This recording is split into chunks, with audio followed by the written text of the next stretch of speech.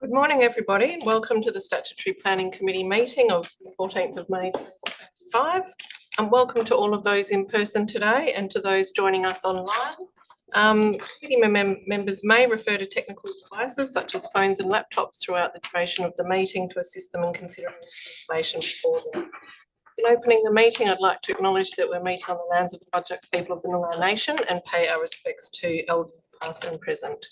Can I thank you all for your patience this morning? The SPC did need to receive some advice on some matters before us today, so we have had a delayed start, but I thank you all for waiting on us to start the meeting a little late today. Apologies and leave of absence today. We do have Commissioner Brooks as an apology. Attending in person, we have myself, Deputy Chairperson Commissioner Heron, Member Franklin, Member Harmon, Member Knight, Commissioner Lakey and Member Moore, and we have Commissioner Adair joining us via Zoom. Disclosures of interest in relation to item 3.1, which is the Part 11B development application for the residential development on Delos Way in Sorrento. Commissioner Heron has disclosed an indirect pecuniary interest in that Urbis, his employer, are acting for the proponent. On item 3.2, Part 11B development application for the residential development at Lot 3, Kalinda Drive and Lot 560, Landy Way in City Beach, Commissioner Lakey has declared an actual impartiality interest in that a close friend of his is the board chair of the proponent, which is Ocean Gardens Incorporated. So on both of those matters, I understand that you are not seeking to participate and that you will exit those items. In relation to item 3.2, the residential development each Member Franklin has declared an indirect pecuniary interest in that Member Franklin's consultancy currently engaged as a sub-consultant to Hames Charlie on a number of planning projects and while her consultancy has no direct involvement in this project, Hames Charlie is a member of the consultant team on this project. And Member Franklin, I understand that you're not seeking to participate or stay in the meeting on this item. That's correct. Thank you. Members, are there any other declarations of interest? Thank you very much. In terms of disclosures of representation. I just cannot hear what. Okay, I'll speak up. My apologies. Thank you. Thank you for letting me know. Disclosures of representation. This is where a member has been contacted on an item on today's agenda. Members, are there any disclosures? Thank you very much. And item 1.5, declaration of due consideration. Can all members please indicate that they have considered and read the agenda ahead of today's meeting? Thank you all.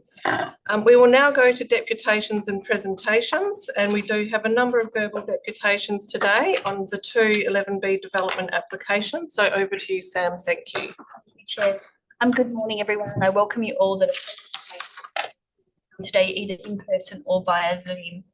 You will be invited to join the table in front of us here if you are presenting in person this morning or promoted to a panellist via Zoom to deliver your deputation. You have been advised of your allocated time, which will be managed through a timer which will appear on the screen, which will count down that allocated time. If you do have a PowerPoint presentation this morning, this will be displayed on the screen throughout your deputation, and you are requested to advise as you wish to advance the slides. So moving firstly to deputations on item 3.1 on the agenda, the Part 11B development application for the proposed residential development at Lot 9012, number 3, Delos Way, Sorrento. Our first deputation is from Jason Robertson, Ashley Fuller and Tamara Robinson. At the table, please.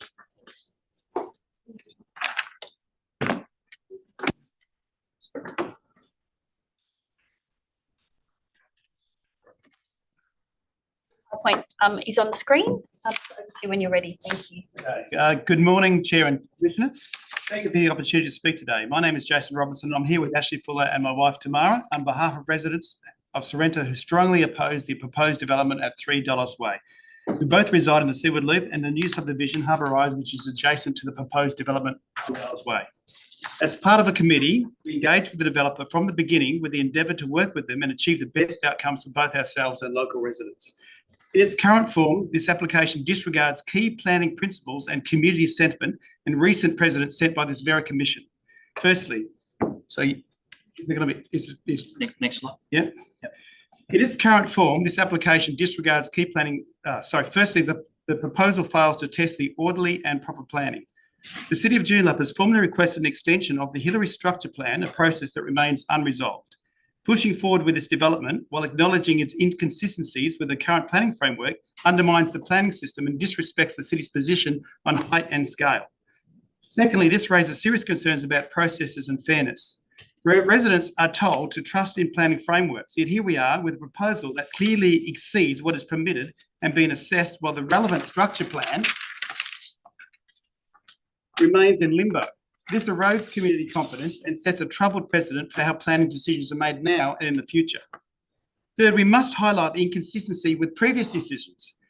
In 2022, during the assessment of the Aura development, which is also located in Sorrento, the WAPC and the SAT made it clear that such a high-scale project would not set a precedent. Yet here we are again, facing a larger proposal on a site with even a lower zoning. The community was assured this would not happen, and now those assurances are being disregarded. There is a separate but related proposal and a lot opposing Hepburn in Hillary's by the same developer. Considering these individual developments ignores the cumulative impact on traffic, noise, bulk and amenity. This piecemeal approach fails the community and the intent of strategic planning. And finally, this is about protecting the character and livability of Sorrento. We are not against development or progress, and a building of lesser mass and scale could absolutely be supported on this site. In fact, during the council's unanimous decision to oppose the proposal, Mayor Albert Jacob stated clearly that the City of Joondalup has multiple other locations within its jurisdiction where this development of this size and type would be appropriate and where the city would support it. But this location is not one of them. People have chosen to build their family homes in this part of Sorrento, drawn by the coastal character and the confidence that planning controls, including the art codes, would be upheld. Many residents made major life decisions under the understanding supported by the local land developer that the site was zoned R50 with a maximum building height of 3 stories. A 7-story 83 site is completely odds with the existing fabric of the suburb. If approved, it will permanently alter the identity and cohesion of this coastal neighbourhood. For these reasons, the lack of consistency, the failure to uphold process, the disregard for community feedback, the absence of community planning, I respectfully urge the Commission to reject this proposal. And thank you for your time. Thank you very much for your deputation this morning. I'll go to members now to see if there are any questions. There are no questions, but thank you very much for your comments, and those matters that you've raised will be taken up by our members during question time. The next deputation on the same item, item 3.1, is from Peter Merritt. Join us at the table, please. Good morning, and thank you for taking the time to listen to me today. My issues concern the waste management of this. Next slide, please. Basement 1 plan shows a bin storage area of 82 square metres to hold 35 660 litre refuse skip type bins and 10 240 litre bins. Next slide, please. Ground floor plan shows the waste collection area. Next slide, please. How do the 35 skip bins on the basement level get to the ground level? The basement level is 2.58 metres below the ground level. The ramp between the two levels would be restricted to about 20 metres in length, resulting in an upgradient of roughly 10 degrees. These skip bins could easily exceed 500 kilograms in weight. They will be a tough push up this 10-degree gradient. From the plans, I cannot work out if there is a dedicated ramp for the rubbish or if these skip bins need to be wheeled up the vehicle entry ramp. If this is the case, there are occupational safety concerns with a mix of workers, skip bins and vehicle movements. Once the skip bins, next slide please. Once the skip bins get up to the planned waste collection point, other issues arise. The waste collection area has both an NBN Telstra pit and a fire hydrant adjacent. The waste collection truck must stay 1 metre from the fire hydrant and its markings. The waste collection area is 17.5 metres long, running parallel to Delos Way, which rises about 2 metres over this distance. I'm assuming the waste collection area will be level, requiring a cutaway of about 2 metres near the Seaward Loop end. If these skip bins are to be wheeled up the vehicle ramp, how do they get down the 2 metre cutaway to get to the waiting collection truck in the waste collection area? As far as I can see, there is no gating or other means to prevent overflow parking using the waste collection area. This will result in the waste collection truck parking on and effectively blocking Delos Way, presumably for some time, while the 35 skip bins are wheeled up from the basement one. This development is valued at $130 million, which brings the average apartment cost to $1.56 million, which in turn means a 1-bedroom apartment will be at least $1 million, 3 bedrooms about $3 million. I would not be a buyer of a $3 million apartment without a rubbish chute on my level. This development instead would require me to lump my luggage along the hallway, down the lift, across the car park to the bin store. This might be suitable for townhouses, but not for multi-storey apartments. I have lived in a couple of multi-storey apartment complexes over the years, and by far the best rubbish solution I lived with was a rubbish chute housed at each level in its own room cupboard-sized room. Approval for this site will effectively be a rubber stamp for the planned Martinique Mews development on the north side of Hepburn Avenue. These two developments will form the gateway to the Hillary's Boat Harbour. Caveats on properties in Sorrento Harbour Rise estate adjacent to this development require buildings to have a coastal beach theme. This development has no such compliance. I urge you to reject this proposal. This site deserves better. Thank you. Thank you very much, Peter. I'll just see if there are any questions of you, members. No, thank you very much. Deputation on item 3.1 this morning is from Ken Perry.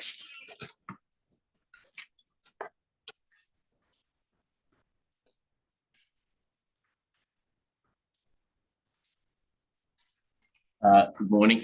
I ticked the right box. First of all, I'd like to absolutely congratulate the City of Joondalup for their presence here today. We have 25% of the council. They are serious about protecting their role. Very serious. For those of you who did manage to read and consider my very short presentation, you'll notice that I threw in an image of a termite, and that was going to be my presentation today. But I have a different image for you, a different image I've decided. Imagine a seesaw, right? But it's sloped like this. Down this end is the other developers. You are the fulcrum. You get to decide how the seesaw operates. In fact, you should be. Right? You should be above being a super DAP, and I'm sorry you're not.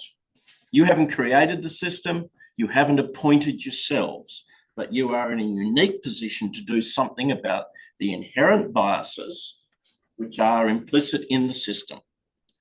Ministerial policy is stripping away the role of councils and the city planners, and hence removing an essential set of checks and balances. So Perry, are you here to talk about the development application? I am, because I'm talking about your decision. There are two issues with this decision, and it's similar to the second item today. Here you've got two issues. You have the collapse of the planning system through the recommendations of the SDAU, which are biased in favour of the developers. Mr. Perry, I'm sorry they are biased. Perry, please, in some of your language is, you know, you're sort of casting aspersions. I am. And I just ask that you be mindful of that and please keep to the planning. Look, I am not, you have not appointed yourselves. Mr. I'm not Perry, pointing blame at you. I mean, to be fair, in order to be appointed, you must apply. So this is not some mindless consideration. We are here because we have sought to be here. Yep. So Yes, but you didn't appoint yourself. No, but we sought to be appointed by making an application. Yep. And through that appointment, you have undertaken obligations. 2 years ago, I appeared in front of what was then the West Australian Planning Commission at an approval, just the meeting was just over the road, for I think it was $30 million shopping centre redevelopment at Mosman Park. And I took precious time then to question the West Australian Planning Commission about what they thought they were doing.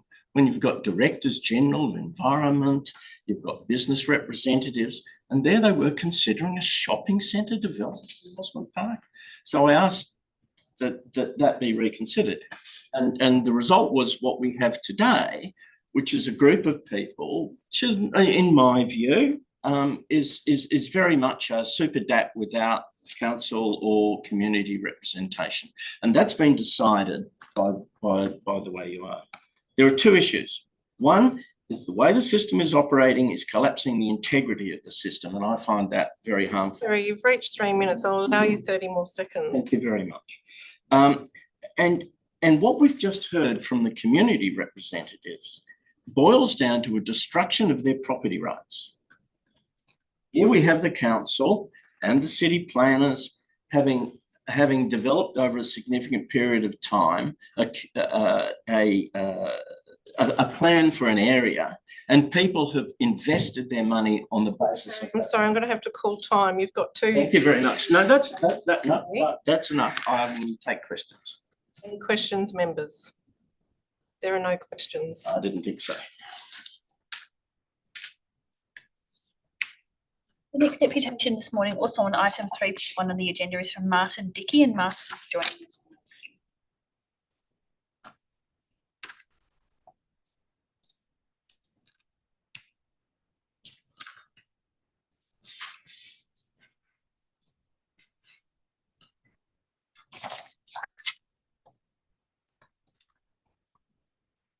Good morning, Martin. If you can hear us, can I please ask that you turn the video on and unmute so you can participate in the meeting this morning? That's it. Wrong button. Can you hear me now? Can hear you now. Thank you very much. We can't see you, but we can proceed without video if you haven't got that available to you. Sorry, I'll put the video on. I'm wearing a tie for you today. Well done. Thanks very much. Very dapper. So I hope you can see me now. We can. Thank you very much. Over to you when you're ready. Thank you. Thank you very much for taking this deputation. My name is Martin Dickey. I'm an architect, and I worked in the City of Joondalup Planning Department 25 years ago. I was in fact the officer responsible for drawing up the Hillary's structure plan under instruction from the planner, Darryl Butcher. I now live and work in Hillary's. When the Harbour Rise development was proposed and a structure plan was required by Council, Council negotiated over its impact on surrounding properties, especially in relation to the proposal to allow 3-storey development.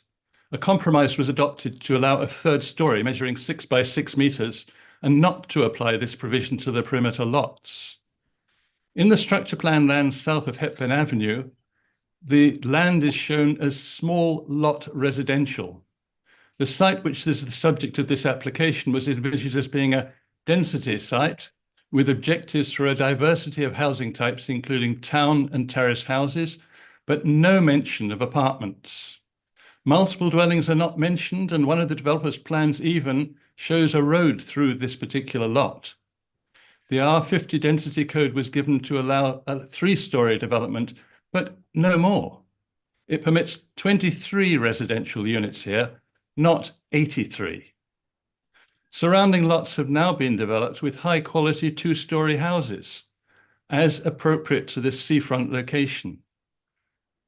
A planning instrument like the Hillary Structure Plan is a compact, a promise to the community about what will be permitted to happen on a specific piece of land. On the basis of this, people make investment and lifestyle decisions. The Commission must not allow it to be traduced by more than tripling the intended density of this site.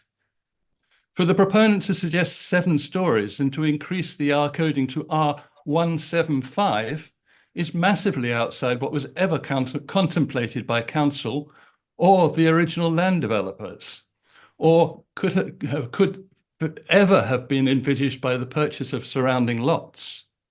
As the structure plan states, it should ensure that development has regard for the amenity of adjacent lots and surrounding areas. This 175, R175 is city centre density on an isolated lot in the suburbs.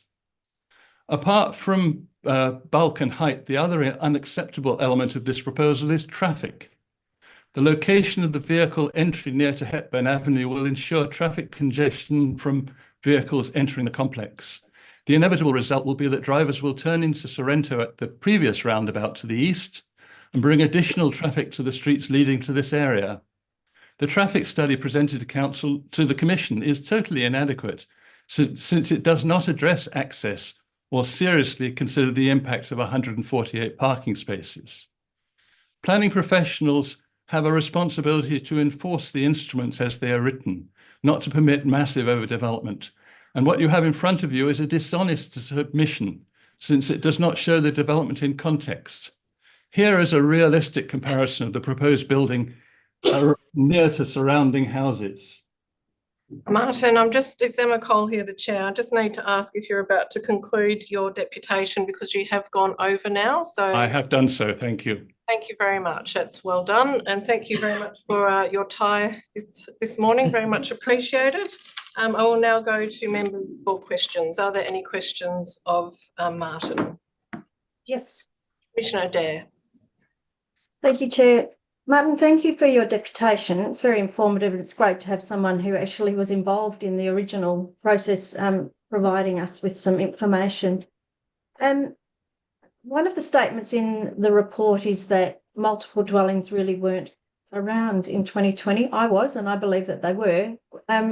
Why are multiple dwellings considered as part of this at all? It was always envisaged that this would be an area of townhouses to get the density. 3-story was discussed, but obviously at that time these sites along Hepburn Avenue were not part of the developer's proposal. The first stage of Harbour Rise was up the hill. So, Chair, if I may, I've got a second question. The other question to you is, these are contemplated as landmark or entry locations. Given the passage of time, which is 25 years, what is your perspective on, in context, do you believe that the current structure plan is still appropriate in relation to the scale and density? I would say for the other side, for the north side of this junction, yes, some additional development could be envisaged. In fact, I think the structure plan shows commercial on that side of the road, but rather like the corner of Angove Drive, it's that kind of scale of development that was always seen as happening, some commercial on the ground floor and apartments above. Yes, I think apartments are worth considering now, but not of the scale, not 7 stories in a 2-story area. Thank you. Thank you very much, Martin. Thank you. Sorry, we do have another question, Martin, from Commissioner Lakey. Thank you, Chair. Thank you, Martin. I do appreciate your deputation. Just when you reflect on the plan, the planning that you did all that time ago, and the fact that where we sit today after 25 odd years, there's still no houses built on this site.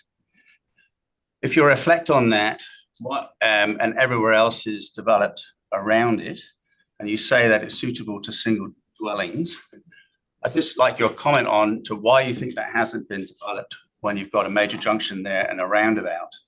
I'd just like to see what your thoughts are on that point. Well, I worked for Fielmann Planning Consultants for nearly 10 years, and I worked on Whitford's Beach, and I saw in great detail how the developer would release a few lots near the beach to whip up interest, and then release lots further inland which are more affordable. Estates Development Company is a very experienced developer, and they've been doing very much the same thing, the same strategy, releasing lots that they could sell at the time and keeping the high value lots, the lots nearer the sea and further down towards the coast for later sale. I think that's why these lots, my feeling, I don't have any evidence, but I feel that these lots closer to the sea were released later. Certainly the first stage of Harbour Rise was all up the hill, what they call the hillside precinct. And I have the brochures from that release of work at that time. In fact, this is the document I referred to, which shows the current site with a road going through it to access presumably townhouses on both sides of that road. Thank you very much, Martin. Are there any other questions? Thank you for your deputation today. We appreciate it. Thank you. The next deputation on the same item is from the City of Joondalup. So we'll firstly hear from Councillor Philip Vinsulo and Councillor Christine Hamilton Prime. And then we'll hear from the administration from Catherine Temple and Adam Wood. So firstly, I'm going to put councillors to the table this morning. Thank you.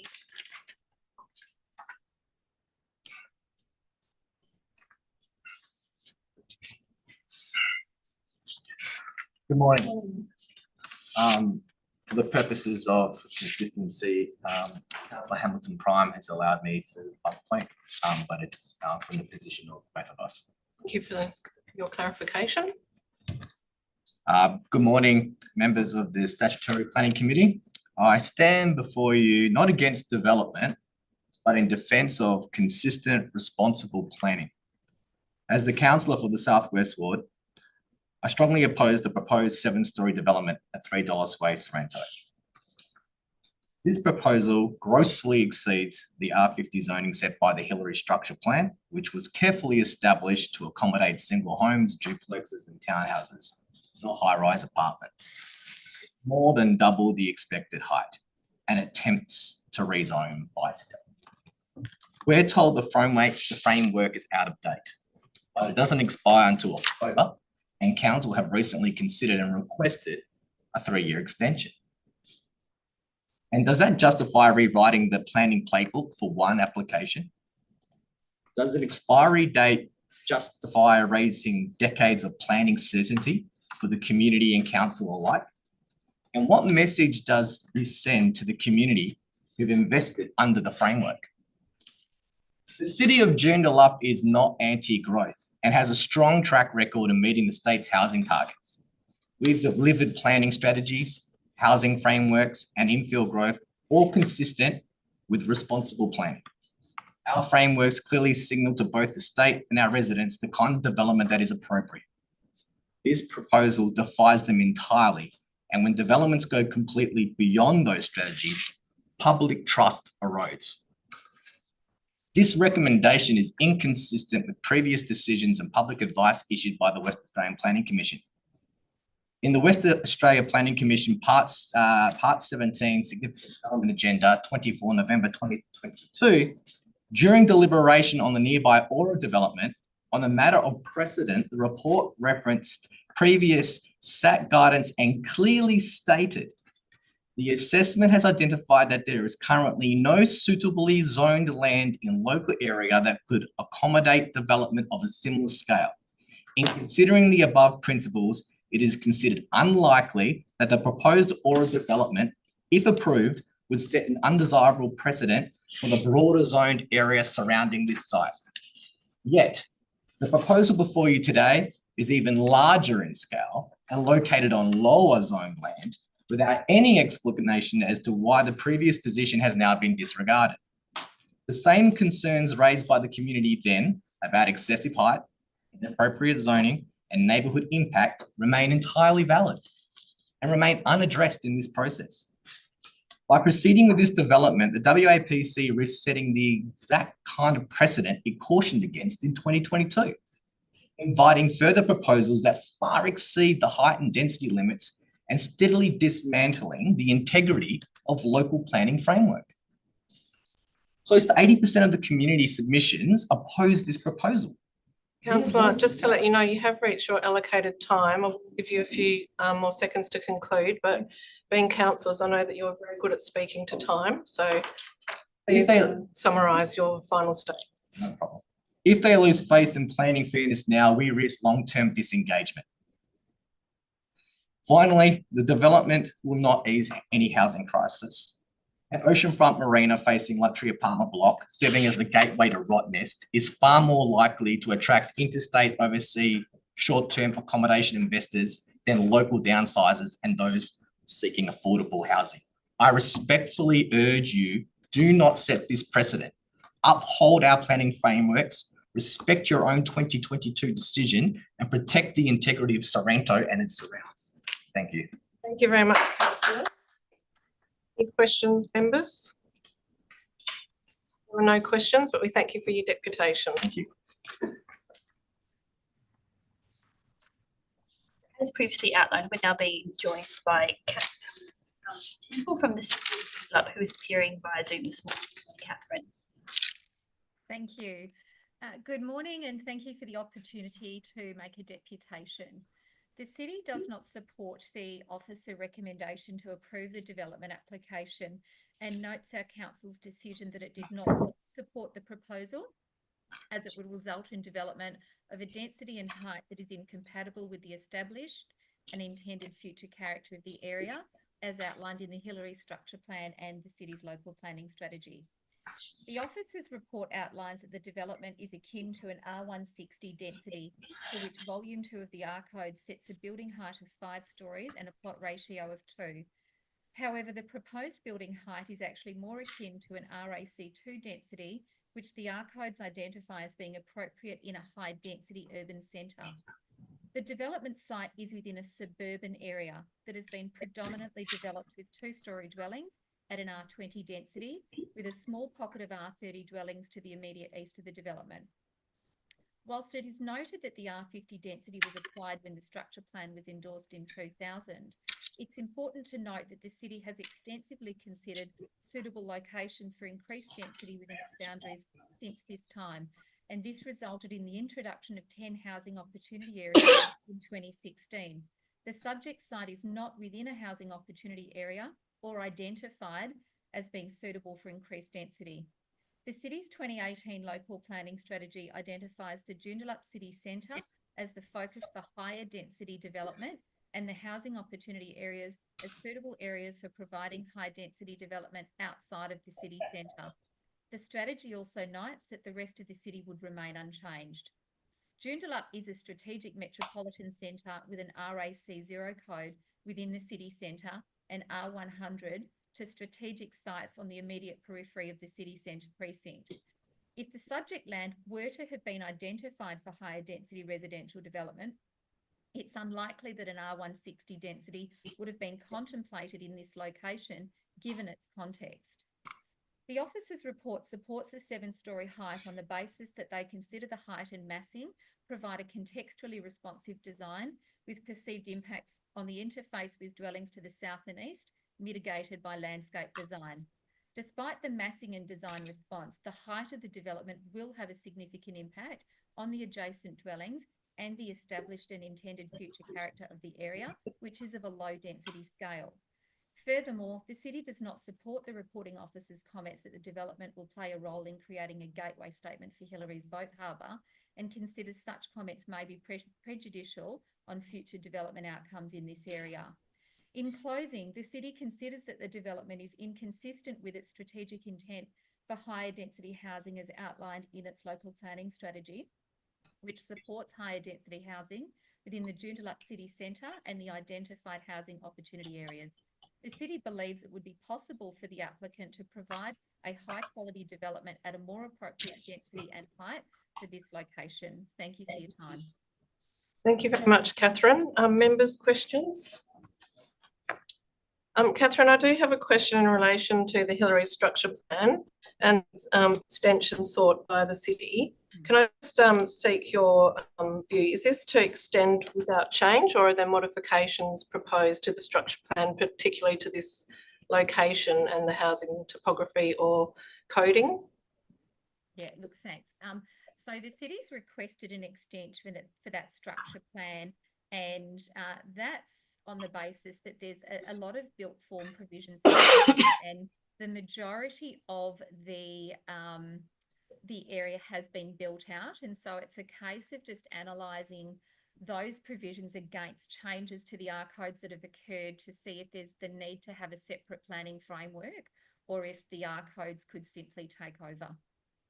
Thank you, Catherine. So just in short, then there's not any change to the particular, there's no change in terms of the development controls or housing topography or coding for this lot? No, that's not. Okay, thank you. Thank you very much. Any further questions? Member Franklin? The Chair. Yes, I just wanted to find out, I mean, obviously the strategy is still valid and then still in play, and that was prepared in 2018, is that correct? The strategy was approved by the Commission in 2018. Sorry. And your scheme review process, which would actually look at normalising structure plans and so forth, is that underway? At what status is that at this point? Yeah, great, and that's a great question. So at the moment, we've actually got a report that's going up to Council this month on our scheme review, and in the context of the structure plans, that notes that we've requested an extension for this particular structure plan. In relation to our local planning strategy, we're actually going through a review process of that strategy at the moment, and that is off the back of some concerns that have been raised about infill development and density. And so we're actually going through a process now with the community to seek feedback on where they would like to see density located. That process, I guess, is still some time away from being finalised, and so I'm not in a position, I guess, to be able to provide any details as to where that may or may not lead. Commissioner Adair and then Commissioner Lakey. Thank you. Thanks, Catherine. One question from me would be, given the topography of the area, and this may be outside your knowledge because I understand that the Hillary's Boat Harbour is actually a state government matter. Are you aware of any contemplation for redevelopment of the boat harbour or any changes whatsoever for that? Yeah, look, there is a master plan for the Hillary's Boat Harbour that does propose a range of, I guess, changes and introduction of some additional uses and those sorts of things. I don't have the details with me in terms of exactly what that entails, but there certainly is a plan in place. What about height? Oh, look, I think off the top of my head, I'm thinking that it may be, I think, for sort of a tourism use, maybe about 4 or 6 stories. But again, that's I'm not 100% certain on that. I'm sorry. That's okay. Thank you very much. Thanks. Lakey. Thank you, Catherine. Obviously, we've got a challenge here because we're asked to review this proposal against the current planning controls. And the planning controls are long dated. They're over 15 years old. And a lot has happened in that period of time in many ways. I was just trying to understand why has the council not updated its planning controls before now, and also asking for another extension of the existing controls. I just understand why it's such an old scheme. Yeah. Thank you for the question. Look, I guess the structure plan has facilitated development of the majority of the structure plan area since it was first put in place. And so it's appropriate in our view that the balance in those few remaining vacant lots are developed consistent with the intent of the planning framework that was put in place. And obviously when this was put in place in the first instance, structure plans at the time had force and effect of the scheme. There was obviously changes back in 2015 with the introduction of the regulations and our structure plans became due regard documents. And at that point in time, the structure plan area had been largely developed. And so there was no, I guess, need at that point in time to review it because the intent was that the balance would be developed in accordance with that existing planning framework. We've obviously, as I mentioned in my deputation, this city has further considered locations for infill density since then, and this particular site wasn't identified as somewhere that was considered appropriate to increase the density, and so that existing frameworks remained in place, and we've obviously got a deadline looming in terms of the expiry of the structure plan, and that's what has, I guess, put forward the request for the extension, just to allow us the opportunity to review the provisions that are in it, to see if it can be normalised entirely and we rely on the R codes, or if we need to have some sort of separate planning framework in place for some built form controls. Thank you. Thank you very much. Are there any further questions, members? Okay, thank you very much for your deputation, Catherine, and for answering our questions. Thank you. The next session this morning, also on item 3.1 on the agenda, we're welcoming Tim Dawkins, Stuart Sinclair, Damien Long, David Hillam, Cameron Liebgott, and Lewis Schilling. With permission, we were going to join together our three presentations in about 10 or so minutes. We agreed 6 minutes. In fairness, the office just had 6 minutes, so we provided 6 minutes ahead of the meeting. I believe that was discussed with. I didn't know. There's a bit to get through, and been a lot said. Well, look, I would advise if you can please stick to 6 minutes. I think there will be questions as well, so please bear that in mind, and we would ask for you to try to get through your deputation in 6 minutes. Thank you. Well, dear Chair and committee members, thanks for the opportunity for me to present today. We go to the next slide. The first point we'd like to make is the appropriateness of the matter to be dealt by this 11B pathway. The eligibility criteria is a monetary value, $20 million, but it's far deeper consideration that goes into the appropriateness of the application to be considered in the context of the outdated planning framework. As we've heard, the Hillary structure plan document was adopted by Council in 1999, a quarter of a century ago. The most recent amendments to the structure plan were endorsed by the WPC in 2009, over 15 years ago. There has not been a process of renewal and continuous improvement to keep it up to date in line with current projects. The structure plan will automatically lapse after 10 years, and therefore become unhelpful. The entire planning framework has been reformed, and the Hillary structure plan is not based on any current plan. I can't think of any document in the planning suite that hasn't changed in the time since 1999 and even 2009. So in the absence of any relevant planning guidelines, the SDAU process is the best way forward. And the formal communication of the WPC of the pathway is, while any development that meets the value threshold can be assessed through 11B, the applications that most likely to benefit are those that align with state government policies and priorities, but are restricted by an out-of-date local planning framework. So here we are. Our next slide, please. So on the understanding that planning framework is no longer reflective of the current best practice, nor the planning guidance documents at local or state level, and does not acknowledge the context of the current housing challenge of demographics of the area, it's clear the pathway was appropriate.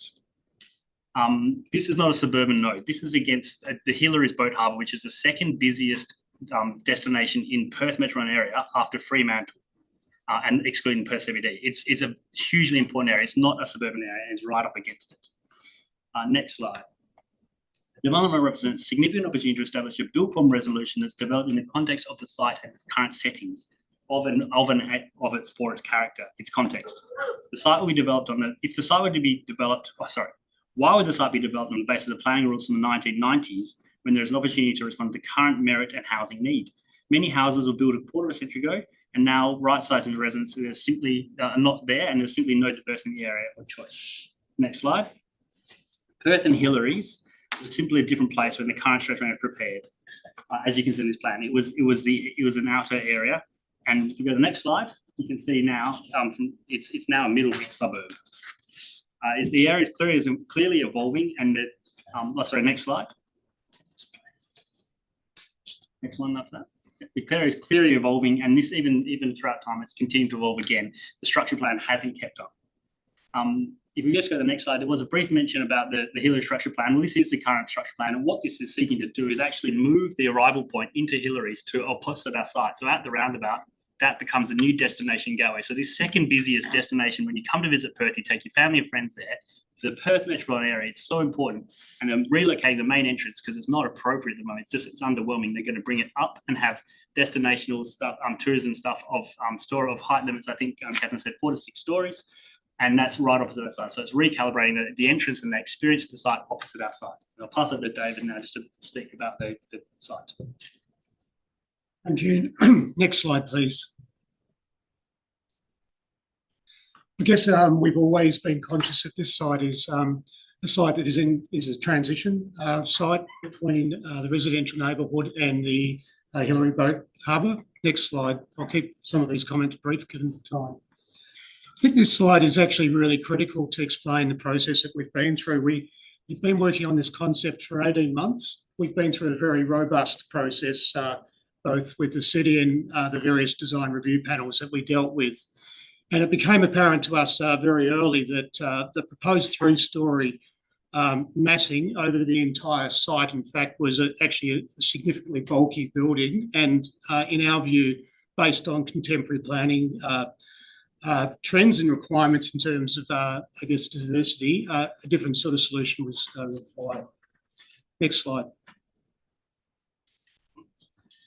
This slide shows the allowable setbacks on the left of the existing scheme. And what we decided we needed to do in contemplating additional height on this site was to ensure that residents, in fact, were no worse off and, in fact, in our view, better off than they would be under the existing scheme. So there's no doubt, if you look at the slide on the left, that the houses surrounding the site, with a 3-storey development over this entire area, their views would be significantly compromised. So the strategy that we undertook was firstly to open up views, and you can see that with the view corridor diagrams, particularly beneficial to the houses to the south and to the east. And the other major aspect is a really significant landscape area. Next slide. The feedback we had from the DRP was that this was in fact an exemplary outcome, particularly in terms of landscape. We've provided 31% deep soil zone, which is 3 times the normal requirement. We think this is going to be an excellent outcome for residents and in fact is a highly appropriate response. Next slide. Thanks, David. So this is the structure plan. I'm sure you've all seen it, but it's hand drawn. And this is the manner and form that was presented at the time, and it's just not up to current practices. But what you've heard from David is it gives us the opportunity to consider the context for this site as it relates. So this we're asking for approval a specific building, a specific built form quality and development, not just a blanket coding of the site. We're saying actually approve this development because this development goes really much further than you would normally do. 30% deep plantable, 2 basements, sort of development things that you just unheard of. Critically, at no point did we refer to Aura in any of our DRPs or discussions. We've never used it as context. It's a kilometre away, and we have not relied on that in any way. 30 more seconds. The comment I will make is it's 95% sold and doesn't meet the demographic. So demonstrating there is a demand for these things because there is no other things in the area. Next slide. I'll keep going past the design review, but basically we've all known since 2015 that the structure plan will lapse in this year, and there's been no attempt to make it change. And the request to extend it by 3 years was only made after we had lodged our application.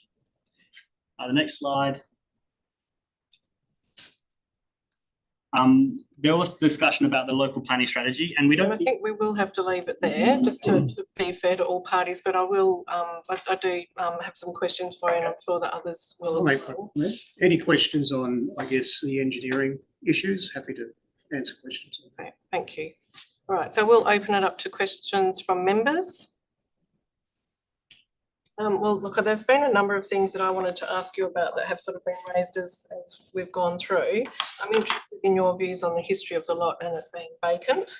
I'd also believe that during the deputations there have been some issues raised over overshadowing waste and access and the coastal beach theme. So I'm inviting you to respond to those issues that have been raised during deputations. Sure. I might just jump in on the waste and the access. I do note that the plans that were presented earlier have since been updated.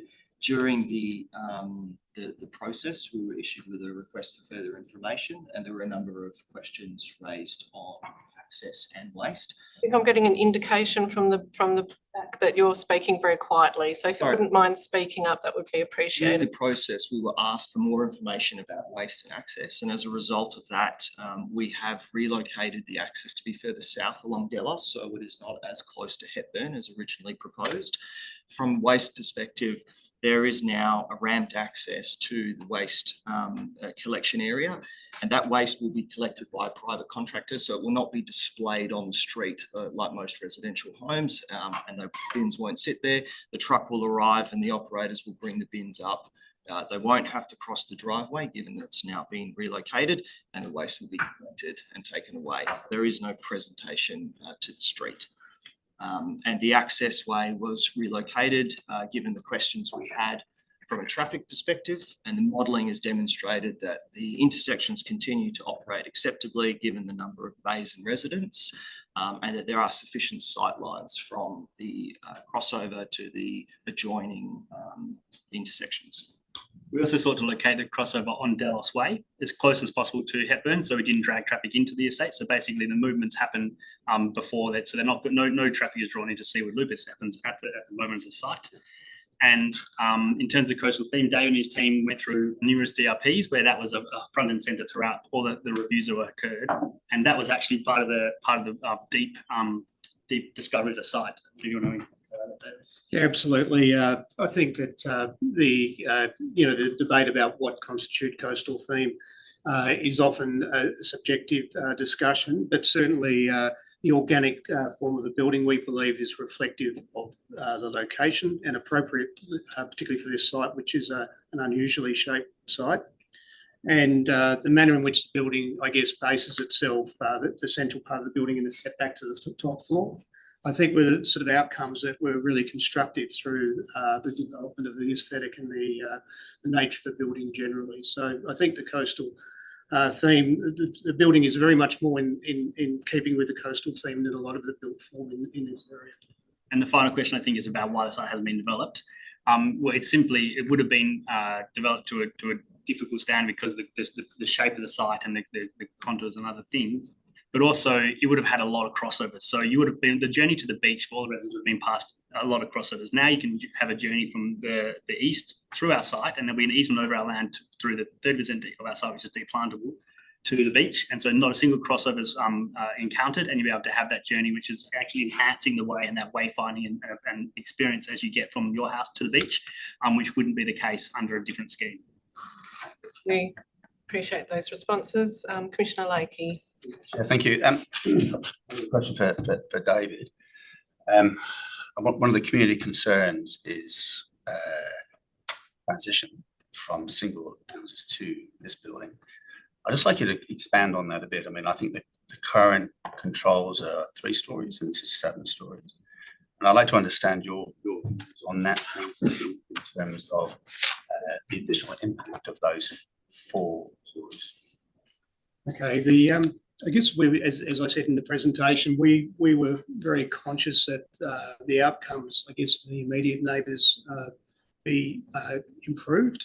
So our views that the landscape buffer that actually exists between this building and the single residential houses, in fact, will have, in terms of the sense of bulk, as they look across the road, will in fact be significantly better than if there was a wall of 3-storey apartments or townhouses in that space. So we appreciate that those concerns exist, but in fact there's numerous other projects we've designed where we've had anywhere from 6 to 9-storey projects adjacent to 2-storey houses, and we're always highly conscious of the impact on adjacent housing and what that might do. And I would say that opportunity in this case has been that we've actually been able to create a significantly greater buffer than we do with most of the houses that we that we design. A similar sort of project that we've done in Florida is effectively a 6-story building adjacent to 2-story houses, and the impacts tend to be specifically in terms of overshadowing and that type of impact. And I guess what manifests when these projects get built is in fact the fears that the community have don't actually materialise, and in fact the actual experience of the building being there is much less significant than what people might imagine it would be. Follow-up question for me. So what's the actual distance? What is the buffer? I was trying to check it out on the plans, the distance roughly between the edge of your building and the houses across the road. Well, it varies, of course, but I believe it's up to approximately 15 metres, so reasonably significant. If it was single story or double story houses, would that buffer be less? Be 7 metres, something of that order. 2 metres under the current 3 stories. Well, 2 metres from the boundary, 7 metres across the street. If I can just add to that, when we started the process, we said, well, let's look at the shadow of this development and let's see where the natural shadow falls of the compliant built form. And then we said, well, let's try and use that as the basis for making sure that we don't make that worse off. So that's why the building is not up there, but it's pushed back away. So the shadow is actually the same, and the only shadows fall on the front lawn areas and not into private gardens or anything like that. And then we also related to overlooking. So we made sure the easternmost apartments are orientated to the north and south and not towards the nearby boundaries, so that the actual apartments don't overlook directly into the neighbour's property. They are orientated either towards the open space area we've created or over to the Hepburn Road. So looking at that, then all the dwellings on, I'm not sure the road, but there's all the front of the houses looking onto that, isn't it? No. The Seaward Loop down the bottoms. Yeah. So they now benefit from that deep planted area, trees, large trees and medium trees, as defined by the R codes, and the space that they and the public at large have it entitled to utilise and be part of walk through, get to the beach. We have a question from Commissioner Adair and then Member Moore. Thank you, Chair. I've actually got 2 questions, if I may. And I did want to just reassure the applicants that we did receive the presentation, so we've all gone through it personally anyway. So any slides that were missed, we got it. Tim, twice you've now mentioned wayfinding, if you like, or, experience of your way through to the beach. Given the busyness of West Coast Highway and Hepburn Avenue, I query to you the wayfinding that residents would get through this site. Would they not have to go down? Would not be like, I can't see that there would be any benefit through the landscaping of the access. So at the moment, you'd either have to walk along the perimeter of the site. If you're going south, so you walk along Seaward Loop, or you walk along the edge against the roundabout, which is a high-speed environment. We're taking people through the southern part of the site so they can be brought back through the area and across to where there's only 2 actual vehicle pedestrian crossing points onto West Coast Drive. And so we're trying to deliver them to the spaces where they want to be. So you can actually take a shortcut through the bottom because they've trimmed off the bottom of the building and put the olive orchard there, and you can actually connect back up through. So saving a long sequential around it starts like a teardrop, but the bottom of the teardrop's been chopped off, so you can actually cut through that space and get to the tram ramps on Hepburn. And also taking people away from having to navigate the perimeter of West Coast Drive and coming through the bottom of the site. Okay, obviously I don't know specifically where the pram ramps are, but There's only so many places that you can get across that intersection because, as you've pointed out, it's very busy. My other question is, are you able to advise when the owner acquired this site? We settled, I think it was February last year. Yeah. Thank you. In terms of wayfinding as well, though, through the consultation process we did, we suggested having showers and beach things, and we were told a lot of antisocial behaviour happens on this site. It's being used by parking, informal parking generally, and there's lots of after parties on this site. So the idea of actually having things to encourage people to come and use it, a beach shower or to linger, or we're taken out because there was considerations where people want to move to the site, but they want to attract people to actually, invite them to stay for long periods of time. Thank you, Tim. I'll go to Member Moore now. Just 2 quick clarifications, Tim. The first one you said there's something wrong with handwritten, hand-drawn structure plans. I just wanted to confirm, are you saying that that's an integral part of your case, that because it's hand-drawn, there's an issue? I'm just saying that the commission, when we've questioned them, what do they, and I didn't get to it, it's in the pack, which Megan said has been reviewed, but there's 3 criteria that the commission will look at as to whether. I understand the criteria, but just manner answer and form. my question. There's a manner and form. Is it about the fact that it's been hand-drawn? If it's not, probably. Well, it's not to the manner and form. So it should not be approved to continue in its current form because it's hand-drawn and not. Your answer yes or no?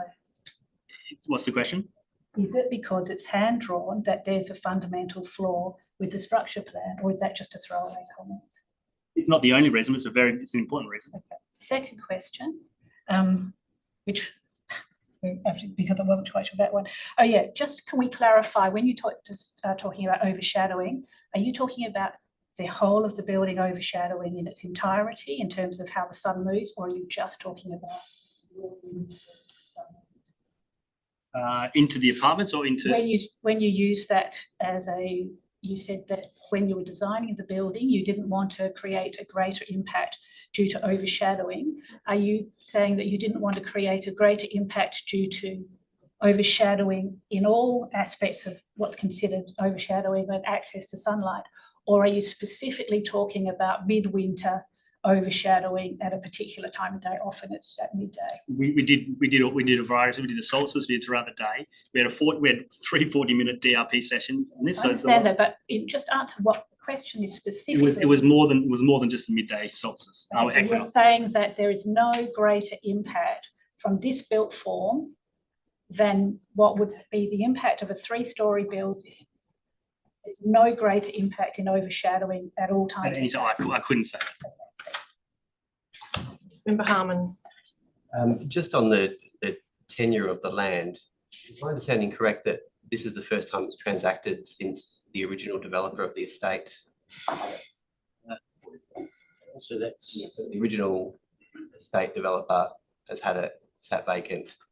Everything else has been developed around it, essentially. Okay. Second question, and Tim, you might be able to answer it because Urbis did the master plan for the boat harbour. So that intersection of Hepburn is identified in the master plan as being a major TOD precinct, essentially, public transport arrival hub. With this site, I guess by connection, the site across the road as well, considered as part of that master plan? No, that must have occurred before this process. Yeah, that was already. Yeah, sure. Commissioner Adair, and then Member Franklin.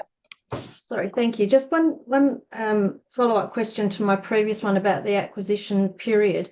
So when the site was acquired, can you tell me, maybe for David, I mean, I assume that you've been on board the whole way, if any other schemes were contemplated, did you have a look at the existing framework and see what that would look like, or did you immediately go to an apartment form?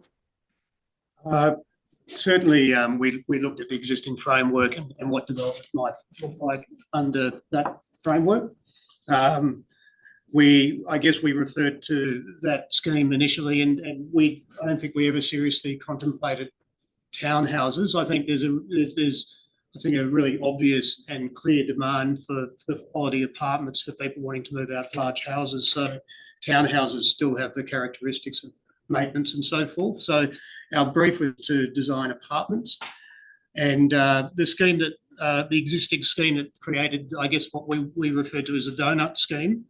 We have designed buildings of a lower scale in those sort of donut type shapes, and they can be done, but in fact our view is that the outcomes are worse, particularly people outside the site, because the development pushes to the edge of the site and provides, I guess, a wide frontage for potentially for apartments, but in fact you tend to end up with more south-facing apartments. You have less opportunity to actually, I think, design a quality building, and it didn't take us long to realise that, in fact, based on what we would expect, I guess, a new framework to contemplate, that a more contemporary, I guess, design response was the way that we should go, and that was the appropriate process, and I guess we certainly modelled different feasibilities, and this is the one that we felt was the most appropriate solution for this site. Franklin? Yes, through the chair, Tim. When you were contemplating this development, was there any stage did you ever think of actually looking at amending the structure plan, actually working with the council in the actual planning framework, acknowledging its perhaps deficiencies, and really looking at either the structure plan or taking it out of the structure plan invite regime and actually going forward as a local planning amendment? My firm view is that, so we did, but my firm view is that this is actually approving a specific development outcome. And so an amendment to the structure plan could say, let's put it to a different, more appropriate code, which is aligned with the state and local planning frameworks. And then that just allows any development. So it could be a concrete tilt-up thing, which doesn't have this actually. We're not asking you to approve anything. We're asking you to do a very specific outcome here. And I think that's a better way forward, because then if this doesn't occur, if it doesn't stack up and the developers, leave the site, it reverts back to that planning framework to rather than just reverting to an up zone site. So we actually feel this is a better way to deal with the site and the merit that we're providing. And just as an adjunct, you mentioned the public access through the site. I was just wondering how that's going to be preserved in perpetuity. Obviously, it's not going into the public domain. So is there a public easement that's going to facilitate conditions? Yeah. Yes, okay. Yeah. Thank you. Thank you. Any further questions? Thank you very much for your deputation. That concludes our deputations this morning on Part 11B development application and we're now moving on to 3 verbal deputations in relation to the next, which is the Part 11B development application in City Beach. Yeah, and we will farewell for a short time Blakey and Franklin and invite back in Heron.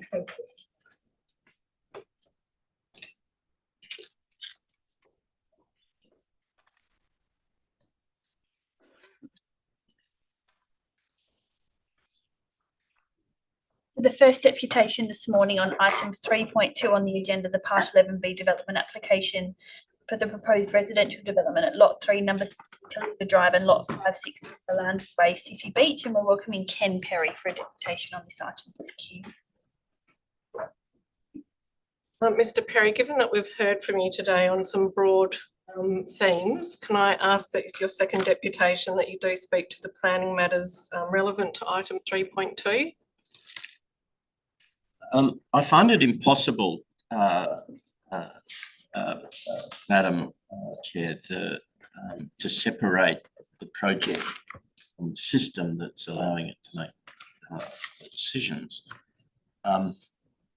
All I'd like to talk about is this is a totally analogous project to the first one we have had deputations on today.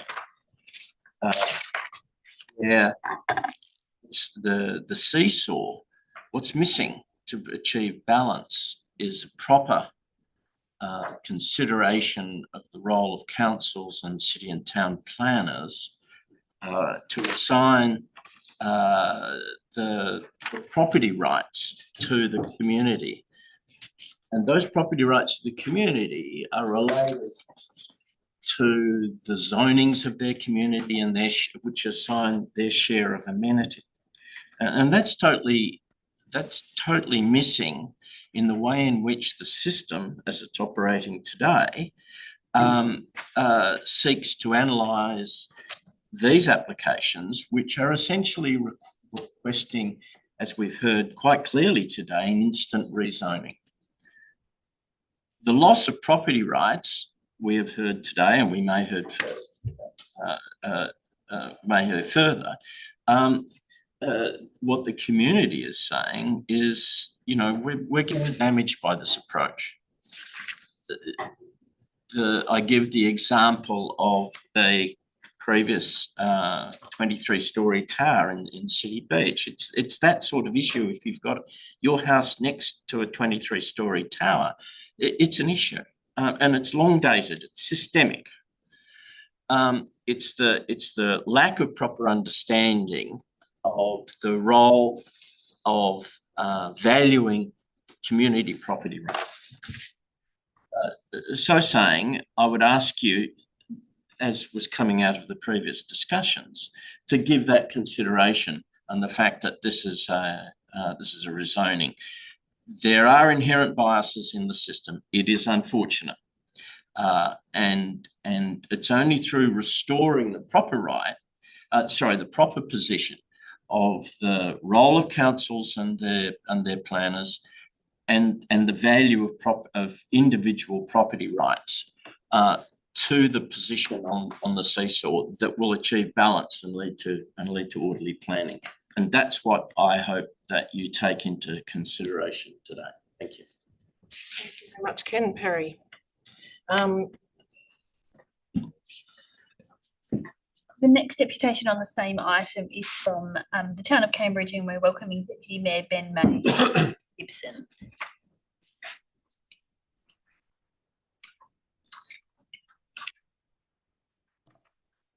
This will run slightly over time, but conscious that we don't have another representative from the town, so if I may just go slightly over. 4 minutes, would that be sufficient? More than enough. Okay. Good morning, Chair, Commissioners and committee members. It's actually quite incredible that you're here today considering a recommendation to approve the proposed development at Kalinda Drive and Belandi Way in City Beach.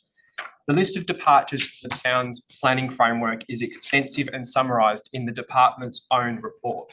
Building height, building setback, street interface, dwelling mix, visitor parking, landscaping, bushfire mitigation, and it also doesn't comply with the Oceanmere design guidelines. The planning requirements for this site are clear. Buildings can be 4 stories max, stepped or set back from the lane.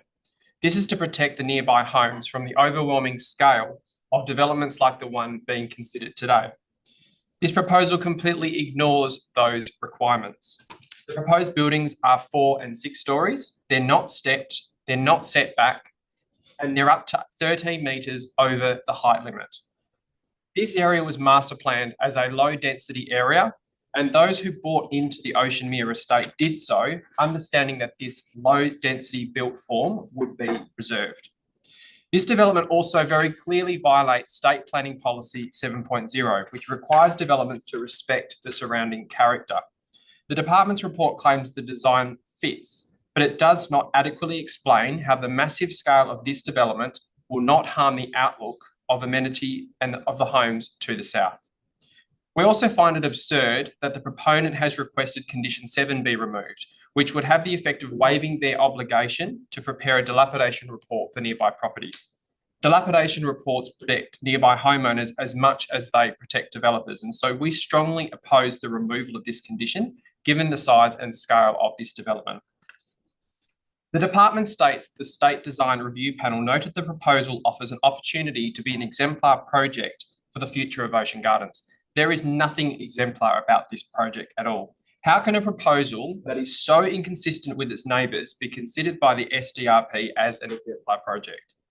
I'd also like to address the bushfire impacts. The bushfire management plan calculates the bushfire attack level for buildings A and B to be 12.5, which means the primary risk is ember attack. DFES has also listed concerns about Lot 3 presenting a vulnerable land use. Around 80% of homes lost can be attributed to ember attack. Put simply, the taller the building, the greater the risk. The department's report falls short of addressing these highly relevant considerations. As I have said before, the town of Cambridge supports well-planned, sensible urban renewal, but this proposal, quite frankly, flies in the face of what is considered sensible. To approve this, you are being asked to exercise the new extraordinary discretion afforded to you in Part 11B of the Planning and Development Act. The trigger that the department is relying on is the age of the town's local planning scheme number 1. However, local planning scheme number 2, which was endorsed by council in 2023 and where department feedback was considered and responded to in March of this year, does not contemplate any changes to this site. This fact is also acknowledged in the town's local planning strategy, which, as you know, was endorsed by the WAPC in April of 2021. So to summarise, this is not about rejecting any density within the town. It's about putting sensible density in sensible locations so that the unique character that we have spent decades building and preserving is preserved for generations to come. It is simply not appropriate for you to exercise extraordinary discretion today. And so we urge you to do the right thing, the sensible thing, and reject this proposal. Thank you for your deputation. Members, I'll open it up for questions. Commissioner Heron. Thank you for your deputation. If I could just ask, in terms of the local planning strategy, obviously strategic frameworks are a core consideration. Did that identify any changes in this particular location, or did it, as we've perhaps raised before, the town has taken the position of having, I suppose, focused nodes of development as opposed to broader density changes? Are you able to talk to what the intentions were in this particular district in relation to that? So for this particular site, no changes. And so, as I said, there is density planned for this site, but not to the scale that is being proposed today. Member Moore. You're referring to this site. Are you referring to the entirety of the 2 lots, or are you?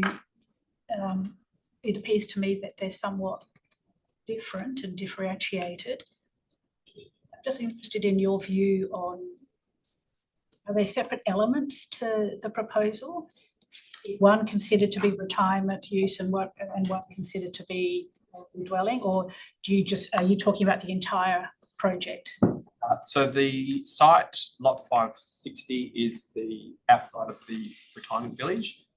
It is separate, obviously, in terms of the retirement use. So it's still zoned as R4, which is obviously not what the director planning for. Through the chair, I suppose the town officers' concerns are primarily related to the eastern site, which is the site that forms part of Ocean Mere precinct. We have had discussions with the owner of the site about development might mean going forward and the need for more comprehensive planning. So I'm dealing with it on a piecemeal basis. Those discussions will continue irrespective of the decision made today. But certainly with regard to officers' concerns with the application as a whole, they are focused primarily on that eastern component. Is that lot 560? That's correct. And that is, and the concern there, obviously set out in the officer's report, is primarily interface with the land to the east of Bimby Lane. Commissioner Heron. Thank you. I'm also mindful that there is a site which the town own adjoining this particular location. I was unclear in terms of, I understand there was a previous application, that there was a refusal, that the town then acquired the site. Are you able to explain what the town's current intentions are? Like, is that considered to be a site for future development, and has there been any consideration around that? Through the chair, the town certainly owns that. There is some history to it with the town selling it, there being an application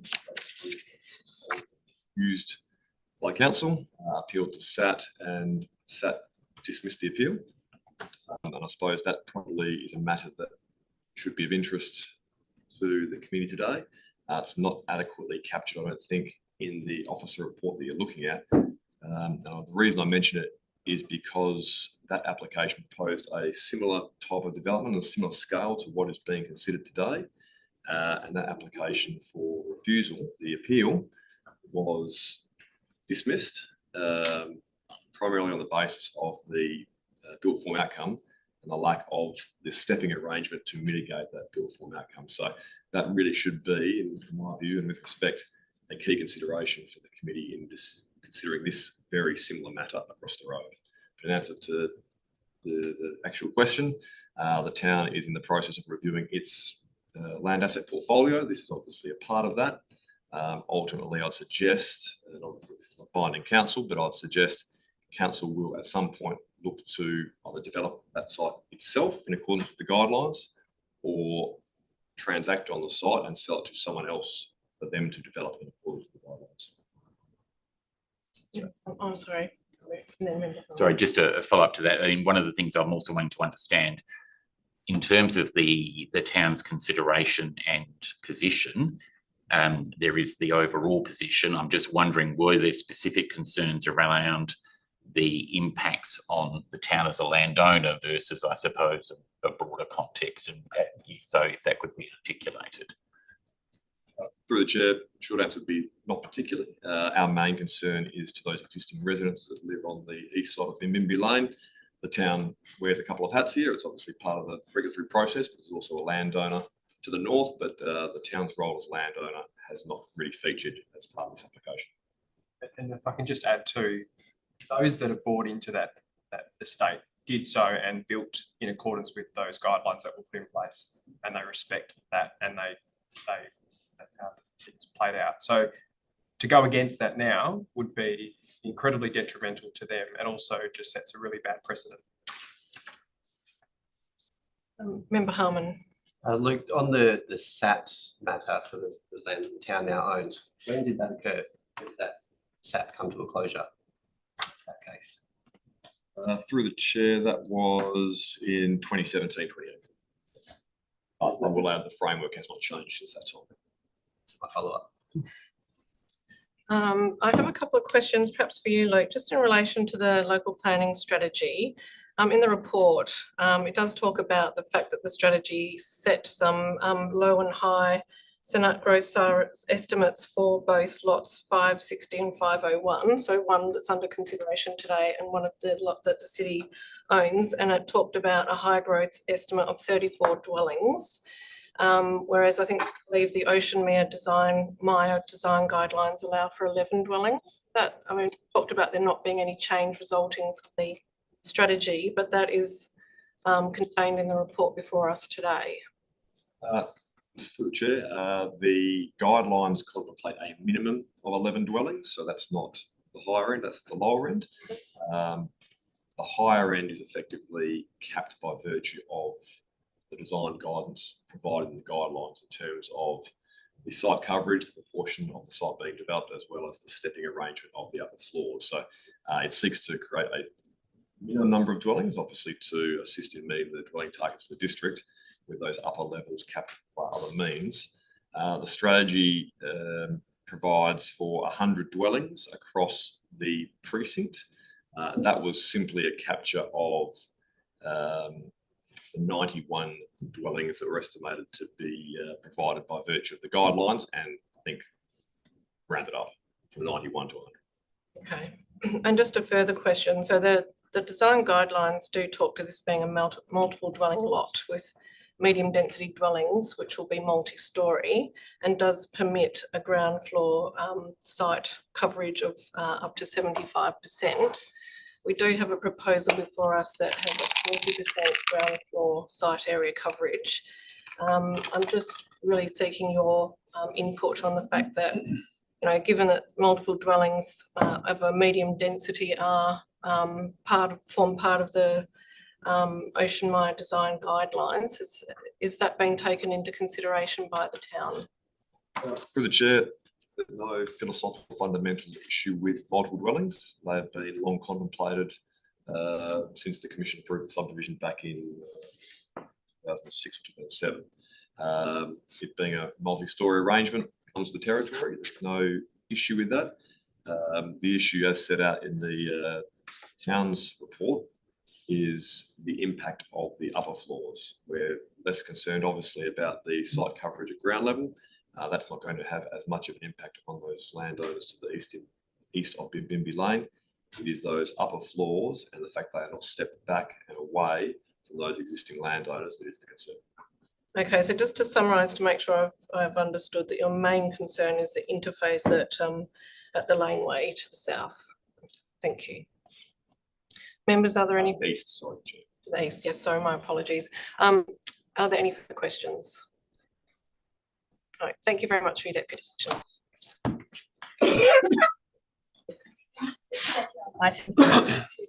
From Ben Doyle, Jared Sider, Jacob Hollenberg, Young.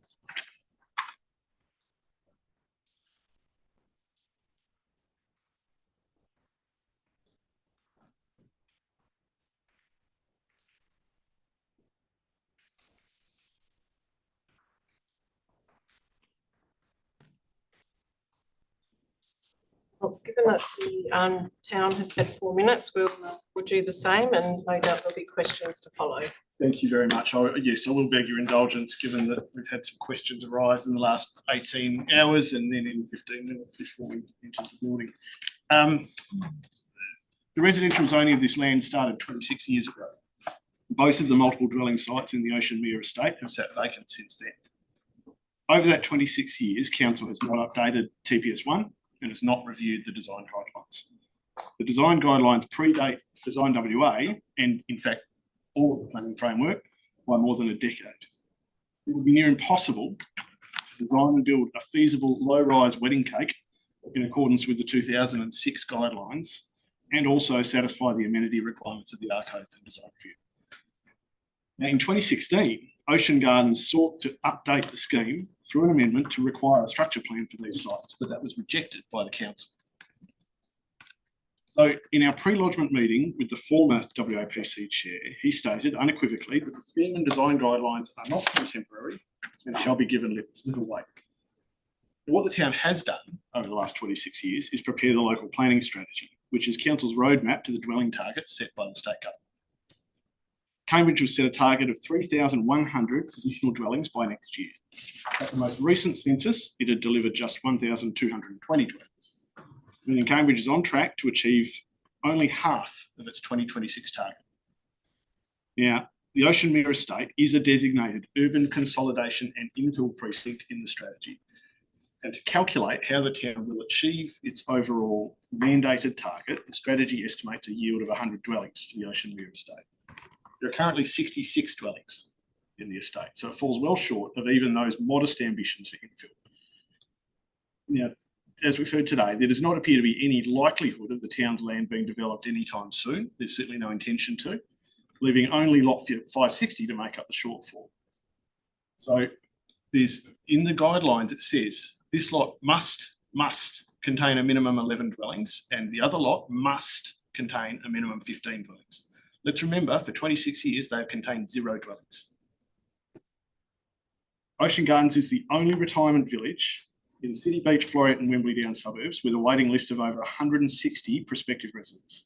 It is one of only 2 retirement villages in the entire town of Cambridge. The buildings are nearly 40 years old. The significant development pathway allows for the exercise of extraordinary discretion where the town planning scheme is out of date. It is specifically there to contemplate developments that are consistent with planning objectives, but which are held back by outdated planning frameworks. And that is precisely the reason why we are here today with this application. I'll try to give you a snapshot of the process that we've gone through in my remaining time. It started last July by meeting the Mayor and the town's senior officers, and then we had a pre-lodgement meeting with the SDAU. In September, the Mayor and Mr Gibson took a tour of the retirement village and we had our first SDRP, then a second one a month later. In November, we consulted with the retirement village residents and then lodged the application. It's been under assessment since then, 6 months. In January, we door-knocked the surrounding area and then did a third design review where the SDRP confirmed they support this application. In February, we took the SDAU officers around the site to show them the context for their assessment. We've had other meetings as well with the officers. At every step we've listened to what the SDAU and the SDRP have requested of us, and we've sincerely and enthusiastically done all of those things. The assessment's been thorough and diligent and the report's comprehensive, and we support the officer's recommendation. I will point out that when this was considered by council, the resolution was not unanimous, and in fact, the application was supported by the Mayor. And in speaking, the Mayor said, and I'll quote here, "There is a drive for density and this place is where it is appropriate for density. Given that there is a need for older mixed-use residential accommodation, I most certainly think that if it can't be on this site where there is a long-established aged care facility, then where is it going to be? And I see no reason why it can't go there. This is an appropriate site for this type of development." We fully agree with that. Now, there have been questions raised around the linking of the 2 developments. I think we'll come to that, Ben. We'll come to that? No problem. All right, we'll welcome any questions. We'll flesh that out through questions. Okay. Commissioner Dare has her hand up first. Thank you, Chair. then you've mentioned a number of times in your deputation about the waiting list and the appropriateness of this site for retirement living. I note that on lot 3, there is currently an encumbrance on the title that restricts to over 55s, which is retirement village. That doesn't actually exist on lot 560 at the moment. Is it the intention that the development buildings on lot 560 would actually be for part of the retirement village? Because at the moment they present as a multi-residential development. No, they will not be part of the retirement village. They are there's going to be an arrangement where the residents may be able to use some of the facilities of the retirement village, but they are not part of the retirement village. Separate strata titled. Thank you. Go ahead, member. Just to add on that, is there any reason why not? Assume that the occupants of lot 560 will be qualify as being aged care. In all likelihood, will be aged care of that age. Is there any reason why you wouldn't just bring it in under the same? Well, there's every chance that they won't be either retirees or aged care or requiring aged care. They're two separate things. I mean, I think maybe if Jacob and Jared want to talk about the development arrangement, but essentially the return on the multiple dwelling development is what allows the retirement village development to occur. If I may add, so I'm Jacob Gardens. There's a regulatory complexity about operating a retirement village under the Retirement Village Act, which we would seek to not encumber lot 560 with those regulatory requirements simply. So as a follow-up to that, and just to stretch the brain a little bit, is there any reason, would it be possible to then, flipping it, remove lot 3, the portion of lot 3 that's subject to the proposal today from the retirement village, and amalgamate that as a separate development, noting that operationally it sounds like they're going to all operate together and have access to shared facilities and all that kind of thing. And maybe it's a question for the Ocean Village guys, but could it be separated as a piece of that overall lot? As in annexing out from the existing. Look, the process for amending a retirement village scheme per the current act is extremely lengthy, cumbersome and expensive to even modify the boundaries of the village, say, to excise building. It's not something we've contemplated or considered doing for this project. Madam Chairman. Sorry, it's. Somebody is knowledgeable on this topic. I'm sorry, it's not permitted at this point, I'm afraid. We are now in deputation, so it is for the deputies to answer questions, but thank you. Member Moore. Oh, I just had a question sort of following up from Member Harmon. If that's the case and the development on primarily on lot 560 is likely to go to market, was it contemplated to have a more diverse product? I mean, my feeling is that most of them are 3-bedroom, number of bathrooms. They don't, the typology is not diverse. So I'm just wondering what that thought pattern was. I think from a free to market sales perspective, the demand is still there for larger 3-bedrooms. Typically, it will be people coming out of a large family home in City Beach who are not ready to move into a retirement village, either philosophically or age-wise. So they're not ready to move in. This is almost an interim position that's bringing them into the area close to Ocean Gardens Retirement Village. I expect over time, as they age, some of those residents will then move from lot 560 into the Ocean Gardens Retirement Village. Hence the sharing of the facilities and the community activation and the interaction between the two is important, because I think they want to feel part of both the Ocean Mere community and the Ocean Gardens Retirement Village community. Members, Ben, ask you about the Bimbimbi Lane interface, which the town has raised as their sort of primary matter that they've raised today. Would you like to respond to that? I think I'll probably get Tim to handle the interface question and the design and how you've resolved that, Tim. Sure, I guess the existing interface at the moment is a 1.5 metre limestone wall. There is a significant fall on lot 560 and itself there's 4 metres. What we've done is designed this building that it does set back. We've got landscaping deep soil in the foreground, and that's extensive regarding a legacy tree. We've listened to the DRP regarding to getting access and stairs. We've got our bike room through there. So it is going to be active.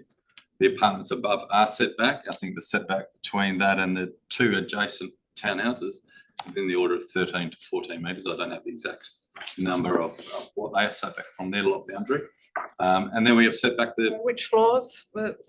From level 1 and above. And then obviously we have our penthouses that are set back even further again, which is up to 9 metres from the boundary on building A and 12 metres from the boundary on building B.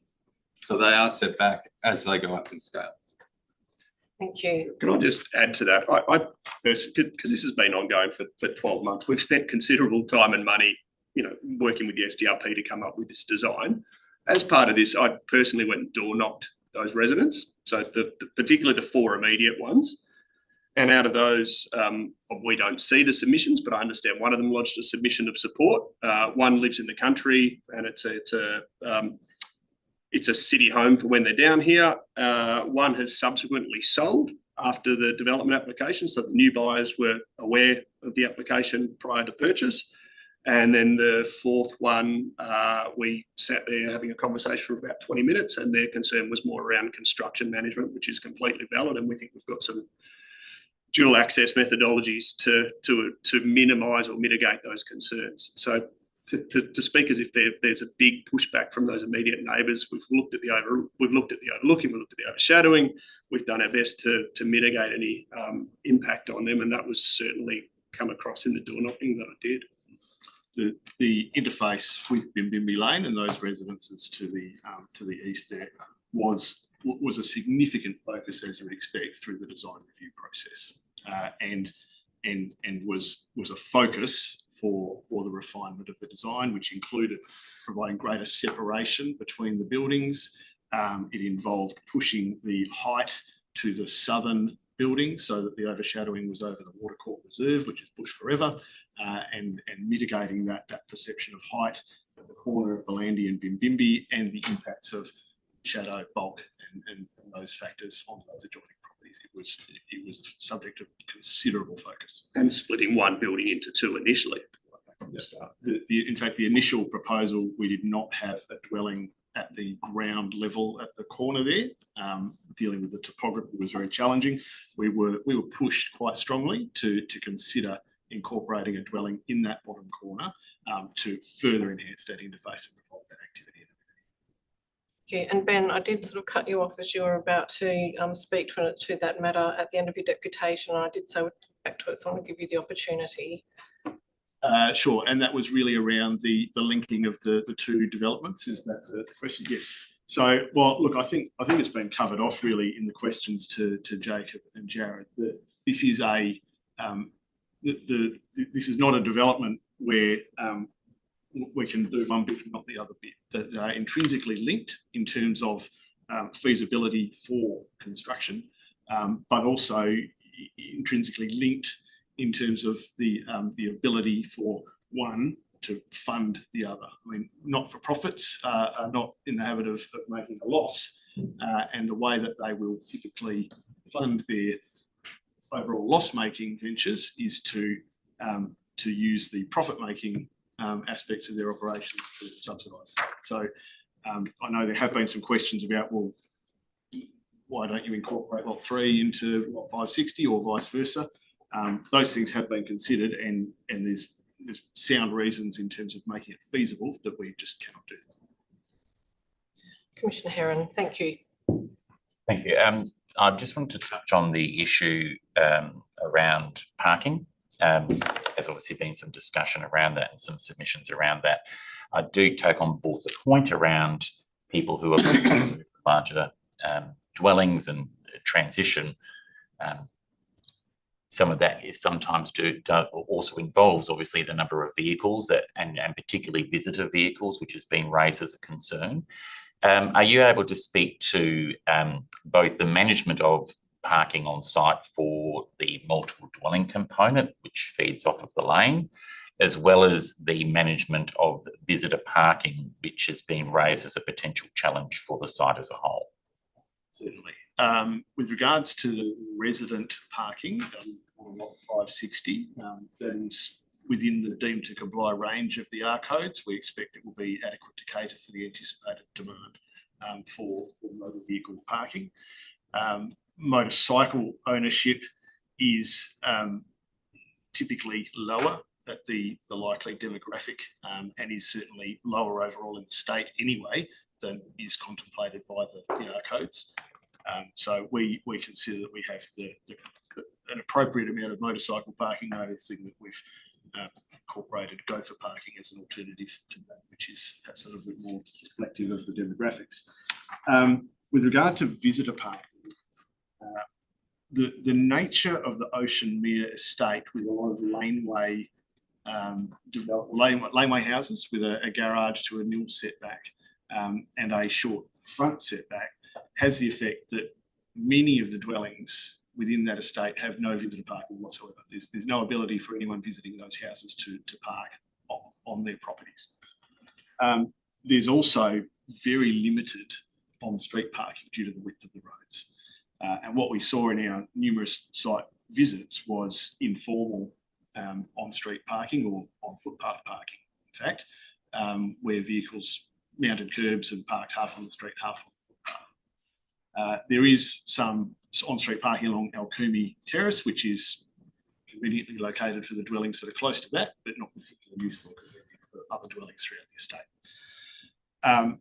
What we decided then was that there was in fact a benefit in providing some of our visitor parking as public on-street parking. That's contemplated under the R codes. They explicitly state that is a legitimate solution. And what that means then is that it's making best use of those bays. They'll be available for the wider community who have flagged visitor parking as an issue in the existing environment, but also available for visitors to our development. On lot 560, we integrated then that feature staircase that takes you up to the landscape plaza with the visitor parking so that people, particularly visiting the southern building, can journey straight up from the visitor parking. It's conveniently located. So that's been the solution that we've arrived at for that. That's been based on consideration of the existing issues in that area and how we can assist to provide some benefit. Members, any further questions? Just a minor one from me in relation to the bike parking in building A on lot 3, building C. Noting that there is no bike parking over 55s, yes, but I know many active elderly senior people who are riding bikes, including my 80-year-old father. So I'm just wondering whether if your residents do wish to ride to Bold Park Aquatic Centre or to do, to use the local amenity, where would they be parking their bikes? Well, I think, and Jared or Jacob can correct me if I'm wrong, but I think if there's a desire for us to provide bike parking in that area and you wish to impose a condition to that effect, I'm sure we could accommodate. Thank you. Any further questions? There are no further questions. Thank you for your deputation.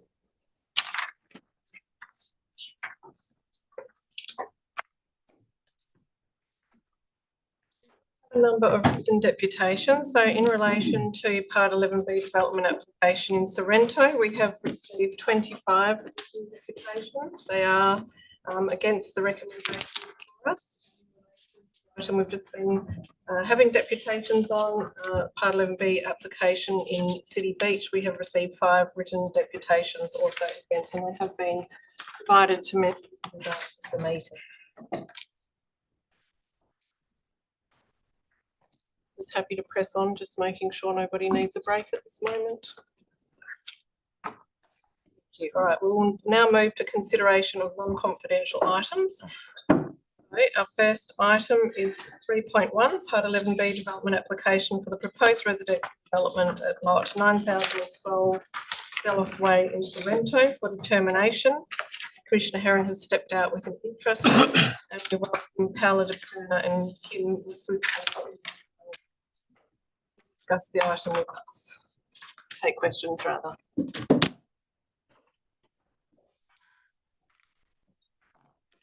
And Kim, we've had deputations today, so the report before us, but before we go to questions, would you like to make any comments or respond to any of the matters raised through deputations?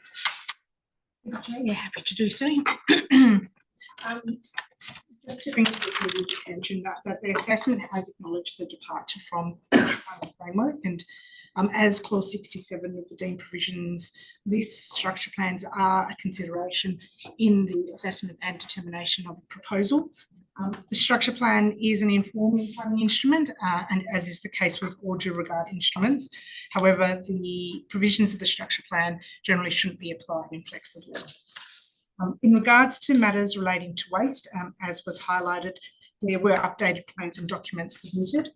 They have been reviewed and further technical advice from the city was sought, with no concerns being raised.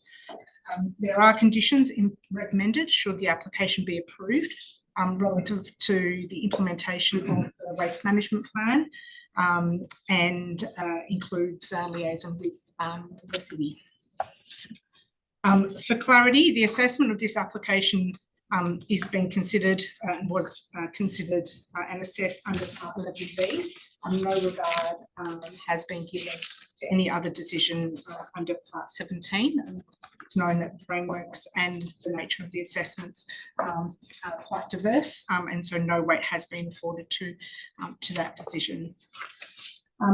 For further clarity, reference in the department's report relative to the 160 density was a comparative assessment in articulating the yield of the development rather than the resultant form of the development. That was assessed in its own capacity later in that component. From the department's perspective, happy to take questions. Thank you very much, Paola. Members, questions?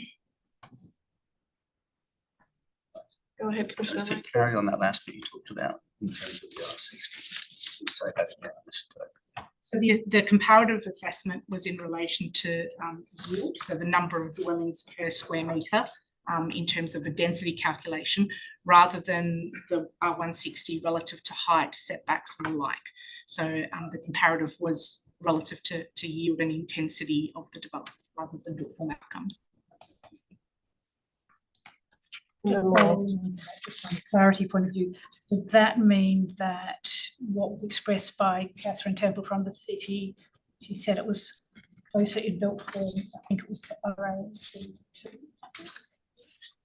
What was the statement that was made? Would you agree that was? We didn't do an assessment relative to the built form outcomes. It was really around the density. Thank you. Commissioner Adair.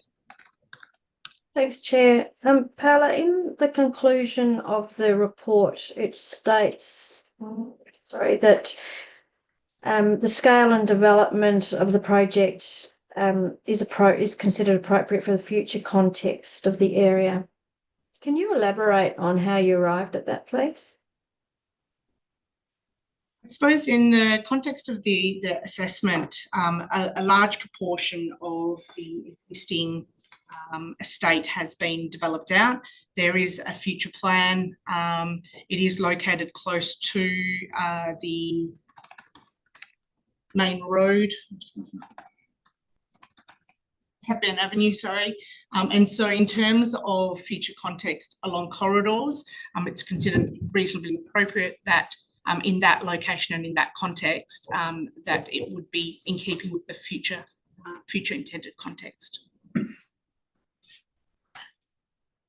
Members, any further questions? Go ahead, Member Franklin. Thank you. Through the Chair.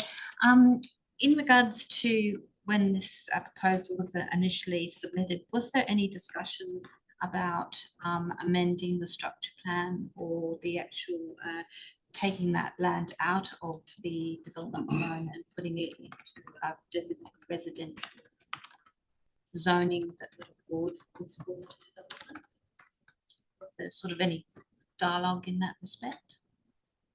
Through the Chair, the discussions we're focused on the application as it was presented to us, Mhm. noting that the applicant had outlined that there were earlier discussions in relation to those potential options, but have opted to enter into discussions with the department through the pathway. Thank you very much. Any further questions? Paola, overshadowing was raised. Is that something that you would like to provide? Through the chair, in terms of the impact of the overshadowing, the assessment that was undertaken by the department based on the 12 noon calculation showed that the assessment of overshadowing or the impacts of the overshadowing were contained within the road reserve and project into private space as otherwise would have been the case with a taller or a closer building. Thank you. Members, are there any further questions? Okay, no. All right, we'll move to consideration of the item. So I will put the item forward for a mover and a seconder. So I'm going to have to take guidance from the chair on this. I would like to propose an alternate resolution. That's not precluded proposing it to be considered. They're two separate steps. They're two separate steps. So it will basically be, we can consider the recommendation, and if that fails, then an alternate motion can come forward. So I am seeing if there is a mover and seconder for the recommendation before us. I'll move it. Seconded by Member Harmon.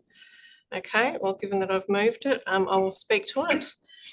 Look, I do believe that this development application before us is obviously capable of being approved, and I believe that it should be approved. We've had a lot of discussion today about the Hillary Structure Plan, which was first endorsed by the WAPC.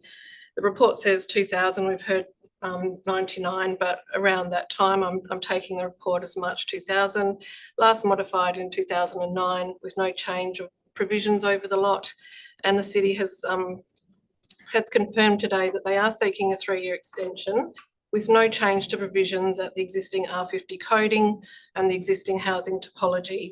I do take the point that this was developed in the late 90s with predominantly large 2-storey single houses being the predominant topology through the area.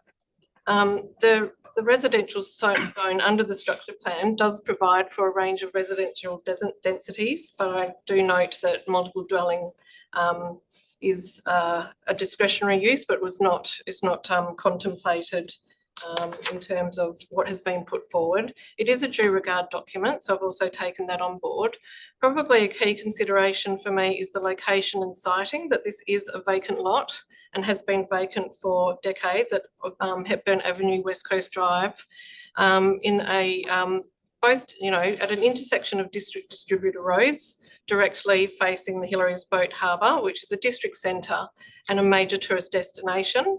And traffic noise and volume is a significant issue at this location. I don't believe that this location has been attractive to low density development, and I think that the history speaks to that. The SDRP has reviewed this. They have said that they are generally supportive. They have put forward the notion of the gateway, and I think that that does speak to the master plan at Hillary's that we've heard about today in terms of the orientation of the entry point. And it does provide a positive transition from the existing suburban context to that increasingly urban nature, that very high attracting tourism destination for the Perth metropolitan area. I think that the significant landscape and the buffer is really important, and it has been pointed at by the design review panel as a key to the success of that transition and impact to minimising any impact to the low scale residential development. I'd also take note that there are no, in my view, and the report has outlined this, unacceptable adverse amenity impacts to the single dwellings. In some ways, I believe this provides a buffer and it provides that public easement through. We've heard that through the landscape, through the development to make a connection through to the intersection through to Hillary's Harbour. The orientation and massing towards the intersection away from the low density is also a critical factor for me. That generous landscape, the building setbacks, and that building being so proximate to the Hillary's Boat Harbour. Finally, I'd just like to say that planning frameworks are intended to evolve over time and in response to a changing context. And for me, a critical factor has been that the structure plan is 25 years old and that the City of Joondalup has not sought to make any changes to that in seeking extension, which sits before the department as confirmed by the Planning Director today. So in terms of considering the outcome here, the impact on amenity and the ability for this to be accommodated, I'm speaking in support of the development. Seconded by Member Harmon. It's fairly comprehensive. The only thing I would add, and I echo all the sentiments, the only thing I would add is maybe if there's been a lot of comments around the structure plan and the fact that it hasn't been reviewed but might be reviewed. And I honestly think 25 years on, if the structure plan were reviewed comprehensively and in the context of the master plan for Arena across the road, the density contemplated here would be very different, and we'd probably be kicking the can down the road and delaying the inevitable to be back here looking at a very similar development down the track. I think, yeah, to your sentiment, the fact that the land has been historically owned by a very experienced residential developer and hasn't been able to develop it for a bunch of reasons, and I imagine a lot of them are related to the constraints of the site. Thank you, Member Harmon. Open it up for further comment. Commissioner Lakey. Yeah, thank you, through the Chair. So do have a challenge before us to make this decision. And I've thought long and hard about this from two sides of the coin, really. I think the planning controls are very outdated. In the last 25 years, so much has changed in terms of planning philosophy, changes in planning controls, and we have a desperate need for housing supply and housing diversity. And I think that the local council has asked for another extension of 3 years from October. So I would suggest that the planning controls, because of that, are outdated. I think the fact line that were made by the commissioners that the site is still vacant after 25 years says something about the controls on the site, and that is not viable in terms of the small light housing. It's a very, very busy corner. I think it's going to get busier, and Hillary's is obviously a major activity node. I think from the design point of view, I defer to the SDRP. A lot of process go through there in terms of the design, overseen by the government architect, who was highly complimentary. I think there's significant amenity adjacent to the site. One of the factors I think has been very compelling for me today, having listened, I really respect the comments from the local community as well. I think the setbacks are significant. Going from a 3-story potential to 7 stories. If you had 3-story townhouses along that area, you would have a lot less setbacks and a lot of garages. I think by having a setback and with landscaping zones, I think the outlet would be better for existing residents. I think that the transition from that single story has been dealt well in terms of the design. So on balance, looking at all those matters, the fact that the planning controls are so outdated, I'm happy to support this. Thank you, Commissioner Lakey. Commissioner Adair. Thanks, Chair. I'm actually going to speak against the application. I'm not going to discuss at all the design. I think the design is very good. It's been through its process, and that's a good design outcome. This is more about a planning process. There's been a lot of discussion about change over 25 years. Well, over that 25 years, the area has gradually been built out in accordance with this structure plan. Now, the structure plan is still current. It does have a time frame, and that was contemplated when it was approved. So to divert from it as substantially as we are being asked to do, to me, is a step too far. I also question that the applicant would bring up about wayfinding or access through that site for the residents that live in that location. I just don't contemplate that that would happen at all because of the nature of the transport infrastructure around the location. It's just a very busy location. So there's only limited spots that you can cross to get to the beach, and you're going to go the way they're used to going. I don't believe that there's been any change in the context since the structure plan was approved. Nothing else has changed. Hillary's boat harbour has not changed. The area has not changed other than being developed. To me, tourism is not relevant in this application because we're dealing with an application for multiple residential development. And the question of employment benefits that was put forward by the applicant is very questionable. I don't believe the residents that would be buying at this quality of development would be working at the Hillary's boat harbour. So for me, in the absence of evidence to demonstrate what is appropriate beyond the existing framework, and in the interests of proper and orderly planning, I cannot support the application as it's currently presented. Thank you, Commissioner Adair. Member Moore. I also am going to speak against the proposal. I support Commissioner Adair's view and the point she's made. I'm not going to go over the same ones. I just will note that having been the government architect, I totally respect the government architect's position and chair of the SDRP. However, their remit is to look at the quality of design. It's not to make planning decisions. That's our remit.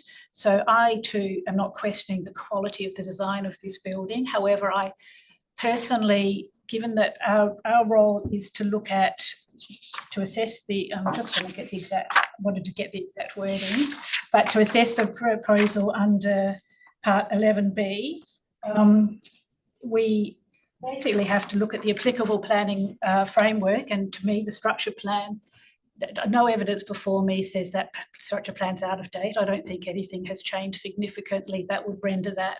That's why I support Megan's points on that. Even if I'm struggling to see how any of the things that have been put forward would warrant something of this scale and size and height and density in this location.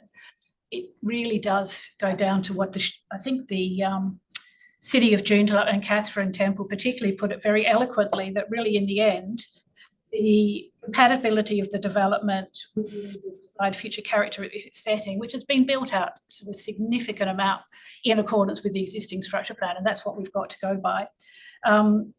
It's an important consideration, and I really don't think that I do think there's a significant detrimental impact of the height, bulk and scale on the character of that locality, and I don't see any reason to depart from the current planning framework. So I too will be speaking against this proposal. Thank you, Member Moore. Member Knight.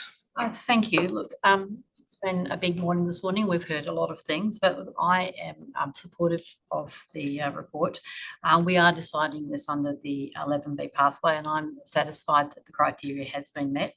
I'm in agreement with Member Harmon and Commissioner Cole and Commissioner Lakey's previous comments about this particular report that we have before us. I think the outcome that has been proposed is actually far superior to what would be there with the three-storey development. So I am very satisfied. I'm very comfortable in supporting this. Thank you, Member Knight. Any further comments? Member Franklin? Through the chair. Yeah, I will be foreshadowing that I will be against this proposal on the basis of most of the matters that have been raised by Member Moore and Commissioner Adair. I feel that we are still needing to consider the provisions of the applicable planning instruments, which whilst there may be some merit for its review at this moment in time, it is still operative, and I believe that those provisions should prevail in this instance. I also think that the form of the development is not of minor nature. In fact, it does present quite a significant conflict with that planning instrument. So on that basis, I will not be supporting this proposal. Thank you. I think all members have spoken now. So look, as the mover, I just wanted to make some final comments. It's really to note the diversity of opinion that has been presented today, and to respect that's a positive form of decision making, that we do air all of these different considerations and put forward our views. I'd also like to thank all of the deputies that have come in today. Obviously a lot of time goes into putting forward these deputations and submissions, and I do acknowledge that the community has had strong voices in relation to this application. So I just wanted to make those comments, and I will put this to a vote so that we can actually, I think we know from our statements where we stand, but just for the record, I'll put it to the vote. All those in favour? Those against? I declare it carried. Thank you.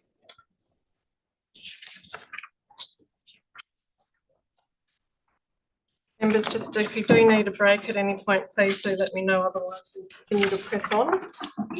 Yeah, can I just ask that those votes were recorded with the names, please? They will be there. That is always my preference. So if the minutes come through without that, I will ensure that they are. Thank you. Quickly, yeah, I think we have had a request for a short break, so just take 5 minutes. Thank you.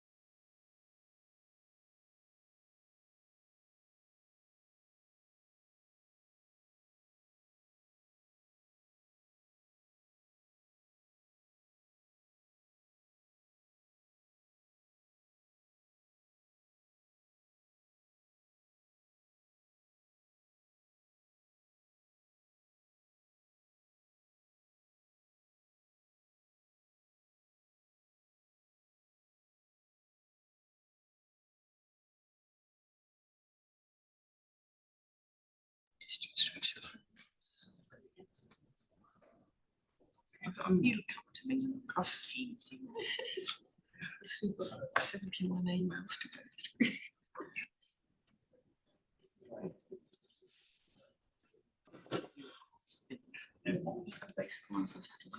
Thank you very much, everyone. We just had a brief break and we're now continuing potential items, and we are at item 3.2, which we will now move to. I would like to welcome Paola Turner and Tim Richings on this item. Paola and Tim, we have had deputations, questions of deputies. Are there any issues that you would like to go to from the report or from the deputations before we take questions? Through the chair, just a couple of clarifications. In relation to the bushfire matter, the revised comments and notes in relation to lot 560 was assessed on the basis of multiple dwellings and not aged care or independent dwellings. So on that basis, the bushfire management plan is only required to demonstrate compliance with element 6. And there are conditions that have been recommended to ensure satisfying those components. The assessment did consider impacts on amenity, in particular visual impact of overshadowing for the neighbouring properties. And for that reason, the greatest height was placed in building B, closest to the southern boundary. This was considered as part of the context and impact assessment that was supported or at least supplemented through the design review process. That was some of the components addressed under SPP 7. And as the applicant pointed out, that the 1-bedroom apartment on the corner of Bimby Lane and Belandi Way was introduced to address an acceptable interface, or at least to address the interface matter to an acceptable standard. In terms of impact on a visual impact, with the height being located closer to the Water Corporation reservoir to the south, and the widening of the distance between the two buildings, the assessment of impact on visual as well as bulk and scale was considered acceptable. They're the main points that I'd like to clarify, but happy to take any questions. Thank you very much, Paola. Members, questions? Good Member Harmon. Paola, it was touched on by the applicant in terms of their consultation they had with some of the adjoining owners on the lane line. Do you know if any of those were part of the ones that lodged submissions against this development? I'm putting you on the spot. Through the chair, the assessment of the commentary of all the submissions is done in a holistic manner.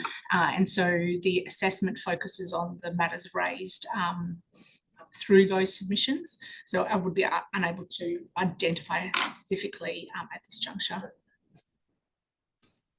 Commissioner Adair and then Commissioner Heron. Thank you, Chair. Paola, at the conclusion, it states that the scale and density of the project is considered appropriate in the context of the area. What evidence does the unit have to support that statement? And can you just elaborate on that a bit more, please? Through the chair, the assessment has considered the objectives of the Ocean Maya estate framework. It also looked at the planning framework relative to the planning strategy and the identification of the intention for there to be greater intensity located on this site and the nearby site.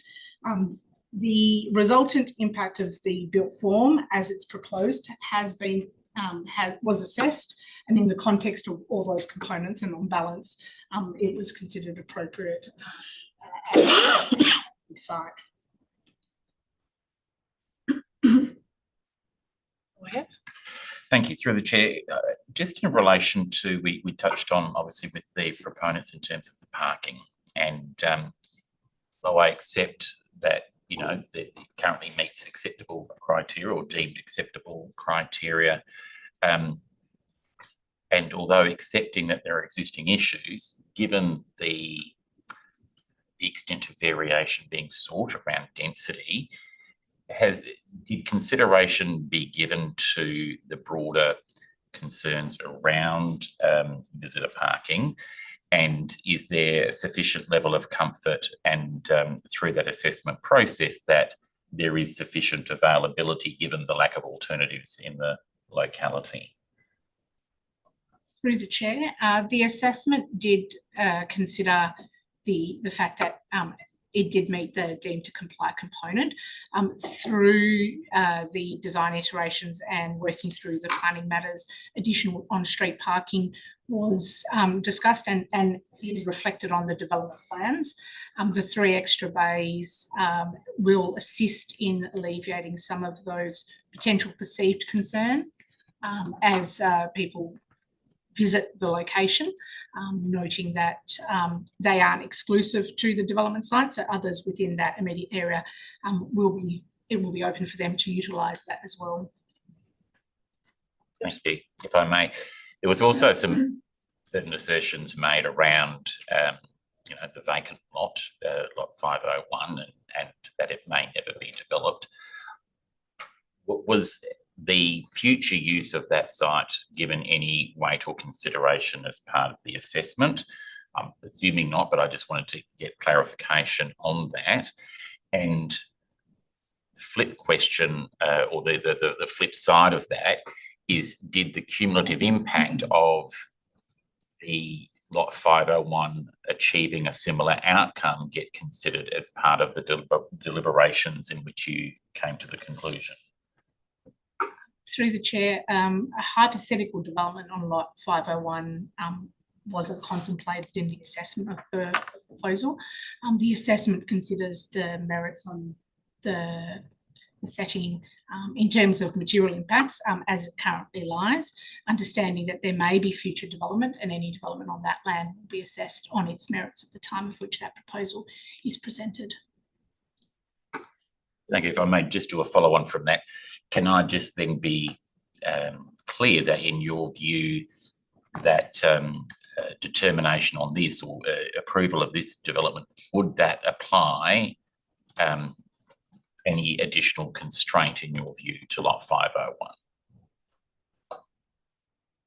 Through the chair, in terms of what may be contemplated on that lot, the extent of development, it is a more intense development than what the framework does contemplate. There will be some impact, but it's not considered that that impact would be adverse. Thank you. Thank you. Commissioner Adair. Thank you, Chair. A couple of questions, Paola.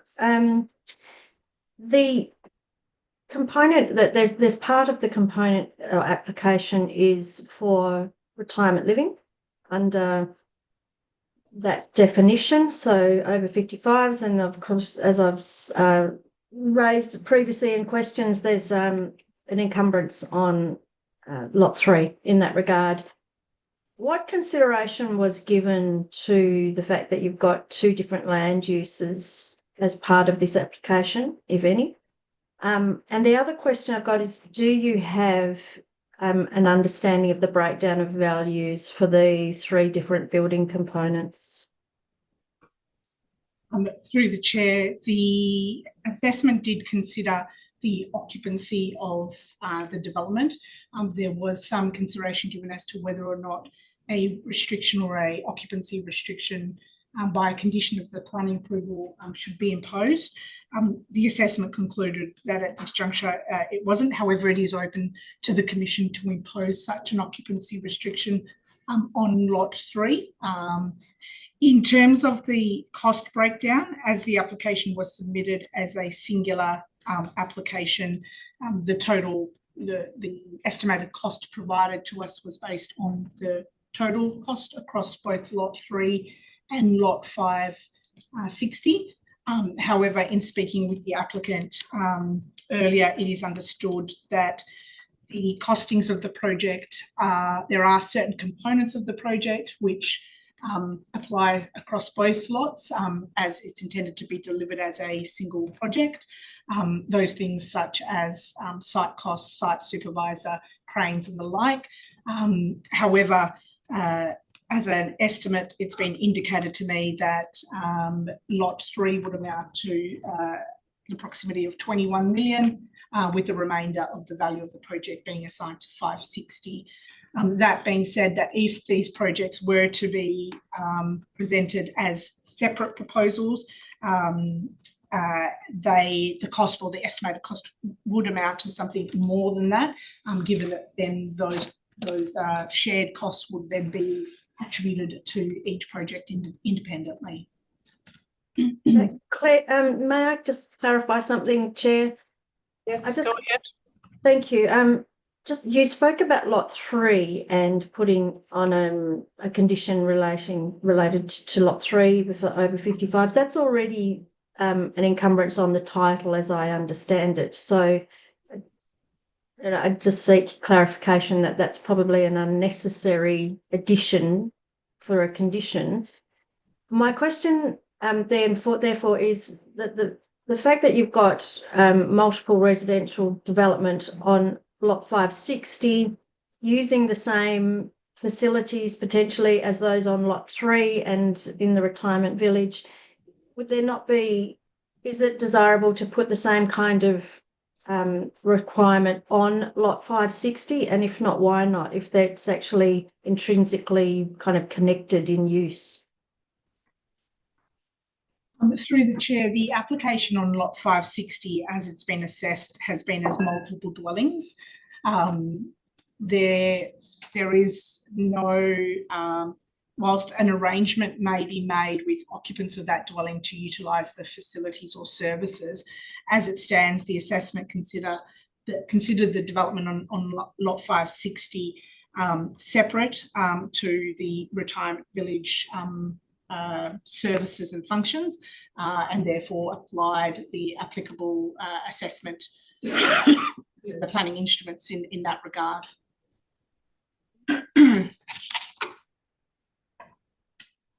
Thank you. Through the chair.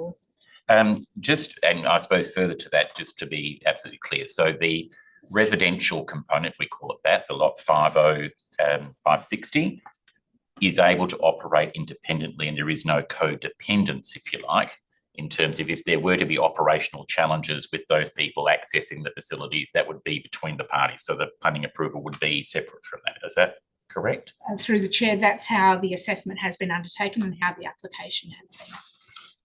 And then further to a question that had been raised by the chair earlier, and as someone on the cusp of 55 and feeling I'm closer to a bike than a gopher, that notion of inclusion of parking or bike parking requirements, is there, well, how would that be appropriately integrated into the recommendation as it currently stands? Through the chair, should the committee form the view an additional condition could be included, that condition could read along the lines of that the development plans be modified to include 12 resident and 3 visitor bicycle parking bays within building C, in accordance with clause 2.3.6 of the Codes volume 1. Volume 1, sorry. Paula, do you have that in text form that you I can do. send through to Sam? I can, yes. Thank you. Would that be a new condition thing? That could be a new condition, or it could be inserted under 15. Under condition 15. So either or. Okay, thank you. Member Moore. I just had a question. Paula, if, given that this has come through as one development application across 2 individual lots for what seems like 3 separate buildings, or at least 2 distinct operations, if there was an issue, if I formed, for example, some concerns about building height and bulk and scale or some other issues about one element of the design, what would be your professional opinion in terms of how we would deal with the matter, in terms of approval, refusal, etc. Through the chair, just bear with me 2 seconds.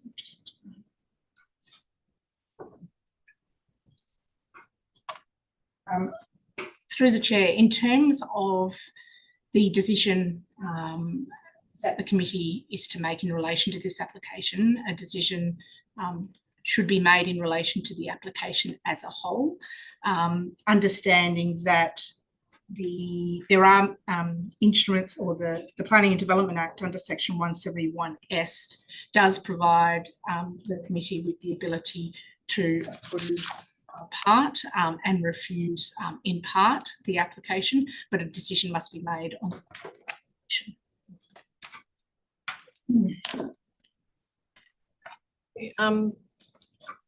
Any further questions, members? Go ahead.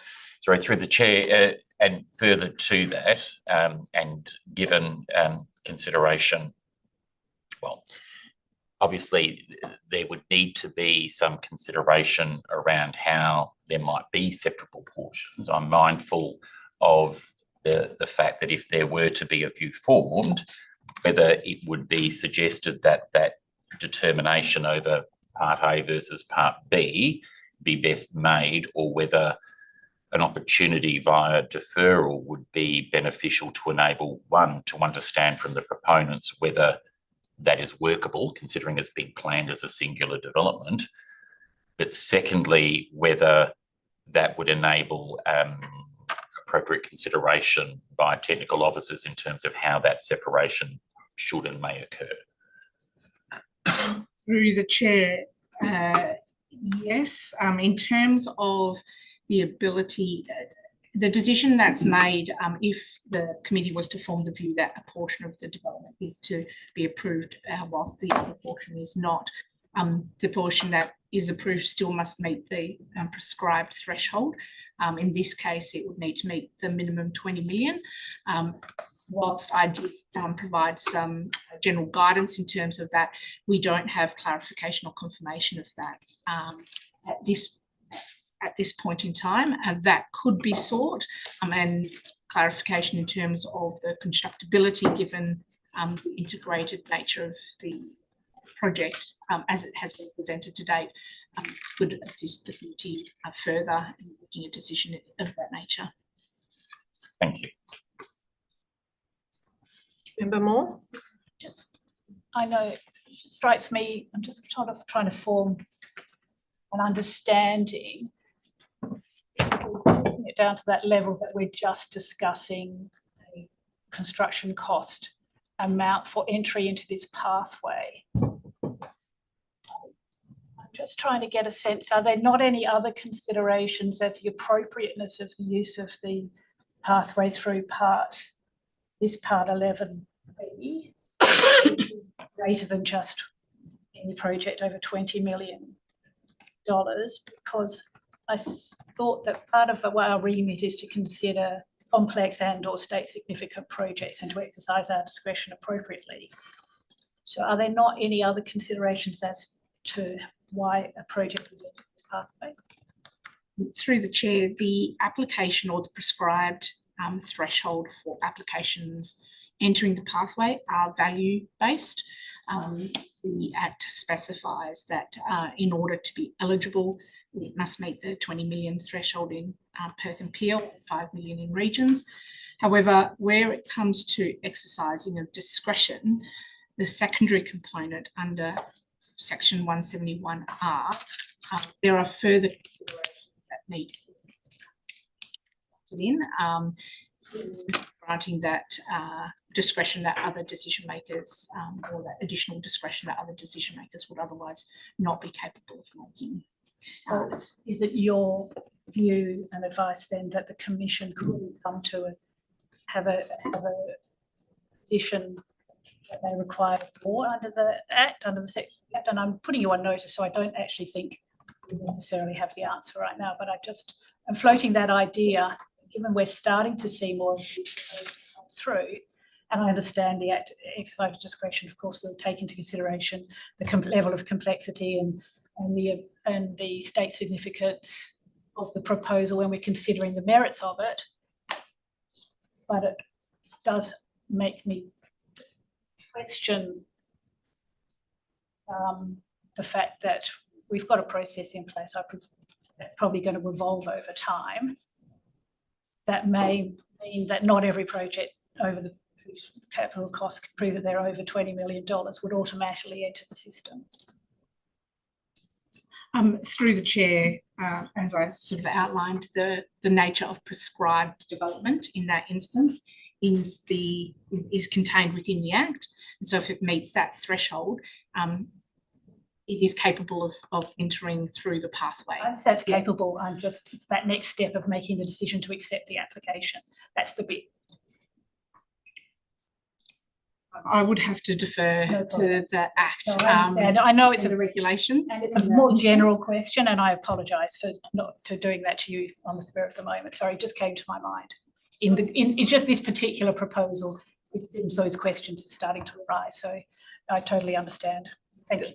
Member Moore, there has been quite a bit of discussion about this threshold is the trigger to allow entry into the pathway. So there has been quite a lot of discussion about that, and we have clarified that. We can provide some further information outside. Right, any further questions from members? Right, we'll move to the item. So members, we do have a recommendation before us. I'm just seeking to know whether there is a mover and seconder for the recommendation before us. Well, again, I will move it just to see if there is a seconder. Is there a seconder for the recommendation before us? If we are looking to defer the application, we do need to have a substantive motion before us. We can't simply have a procedural motion in isolation. So unless there is going to then be an alternate motion for part approval or refusal, then we do need to have a live and substantive motion. It is possible then to consider this as through debate, whether this is approved or deferred. So I just wanted to make sure that you're aware of that. It has been moved. Is there a seconder? Seconded by Member Knight. Thank you. Look, I will speak to it. Note it is unusual for me to move items, but it is not. It is permitted. I normally do wait for other members to do that, but I have gone through this in significant detail. I think there's been a lot of advice and questions received, which I think is important and I encourage. In relation to this application, I've looked at the fact that the works are not capable of being approved under the existing local planning framework, and we are being asked to exercise extraordinary provisions under section 171R of the Planning and Development Act in relation to the residential density and the multi-dwelling permissibility. The local planning framework was established and published in 1998. And we are also taking into consideration the Oceanmere development guidelines. We have had some discussion about the ability for the SPC to determine the application, and we have received both planning and legal advice, and I am satisfied that we can move forward and determine the application for us. The development is occurring across the two lots, and it is important to understand that they are being developed and operated independently of each other, but they are being constructed as one single activity and one project. And I think that really goes to the issue of threshold costs and looking at part approvals, and that is something that we do need to take into consideration. Lot 3, Kalinda Drive, I don't believe that much, that I think that members are based on questions asked, and I don't wish to put words into colleagues' mouths, but I think that the main issues are really around lot 560 Bellandy Way. We've heard from the town of Cambridge that they have concerns about the interface at the laneway. We are dealing with 2 multiple dwelling residential developments for 31 apartments, and they are split across the 2 buildings. The coding is R3040. It is covered by the Oceanmere design guidelines with 7 different types of housing lots, and this is in the type 7 multiple dwelling lot for medium density, which will be multi-storey. So we do need to give due regard to that instrument. There are 2 residential buildings, A and B, with A providing 10 multi-dwellings at 4 storeys plus basement. The height is sitting at 72.7 metres AHD, which is 6.7 metres higher than the maximum of 66 metres AHD to the uppermost floor level.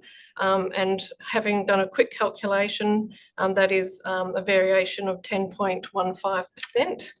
Building B of 21 multi-dwellings, sitting at 6 storeys plus basement with a height of 79.5 metres, which is 13.5 metres higher than the maximum of 66 metres AHD, which is a variation of 20.45%. Between the build form on the lot 560, the Oceanmere design guidelines do allow for a 75% building footprint at ground level, with the proposed development providing a 40% ground level footprint, noting though that the setbacks at the upper floors are not as per the design guidelines, but we have had discussions about how they have been set back, particularly at the laneway, and how that has been a consideration through state design review. In page 18 of the report, it does talk about the R3040 coding and the average site area of 115 metres per dwelling, and the proposed development is sitting at 80 metres per dwelling of the site, which is akin to an R60 development. So they were some of the considerations that I've taken on board when looking at the extent of discretion that we have been asked to consider in relation to the lot 560 Belandi Way developments, noting that we have talked about the local planning strategy, that there has been that higher growth estimate provided to the what the Oceanmere design guidelines, although they do talk about a minimum of 11 dwellings.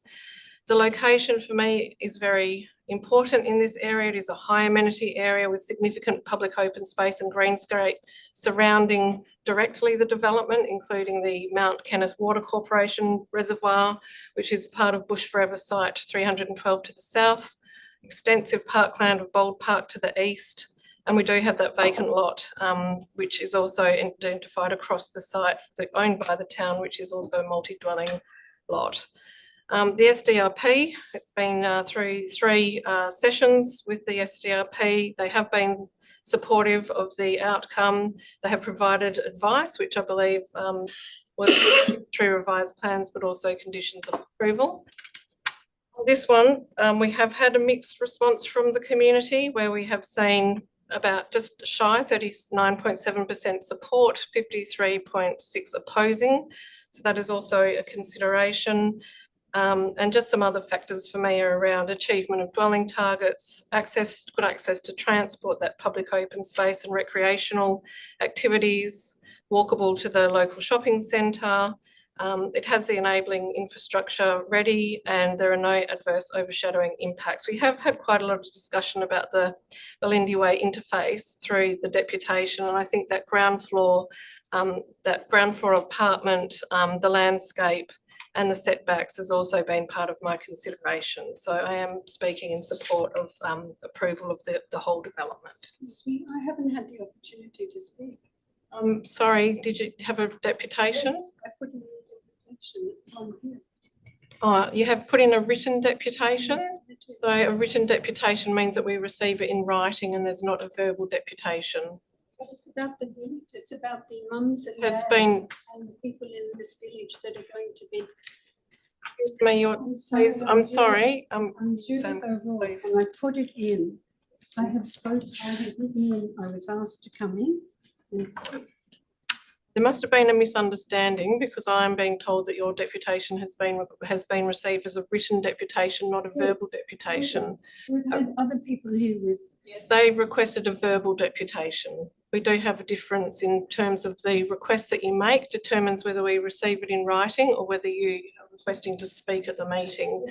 Can I please speak? I'm so sorry, we've now moved beyond that. We are in deliberation and it's. For 3 hours, very patient. I understand that, but We we're. have not been able to represent We have. Ocean Gardens Village retirement people. Excuse me, you're now interrupting the deliberations of the meeting. I'm sorry that there's been a misunderstanding in terms of what a written deputation is, but I cannot This is a revert. very serious situation for our village, and I will be going to the newspapers. Can I ask if you could please have if you can have a discussion with with our secretary, Sam, she can explain the process to you.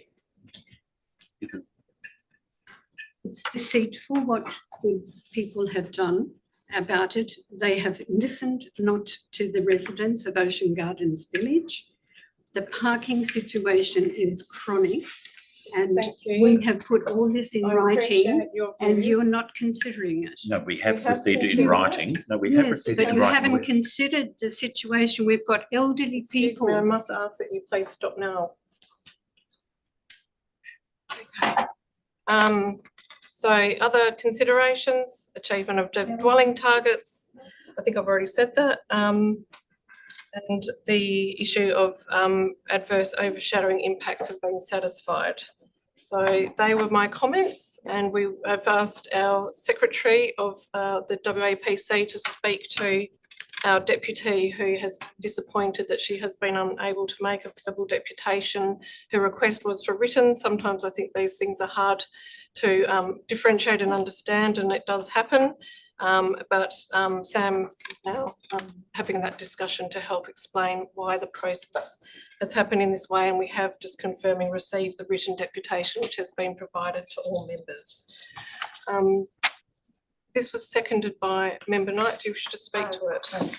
Thank you. I would like to second it, but I would just like to reiterate that the written deputations were presented to all of us, so people should feel reassured that we have put ourselves across those. So thank you for that. Look, I'm comfortable that we have spent a lot of time on this. I'm comfortable that we can determine this project before us. We've had much information that's been presented to us, including extensive legal advice. So there are mixed views around this, but I am comfortable under the pathway that we are making this decision, that it has been satisfied. I also, I'm not going to go through all of the things that the Chair has just spoken about, but I just wanted to add a couple of things. That I'm not supportive of the applicant's request to remove condition 7, which I think has been a request for the removal of the dilapidation condition. But I would also like to add bike storage condition that was flagged earlier, and we did discuss that. So comfortable to hear the rest of the debate. We can take that as a foreshadowed amendment, perhaps, and come. Commissioner Adair.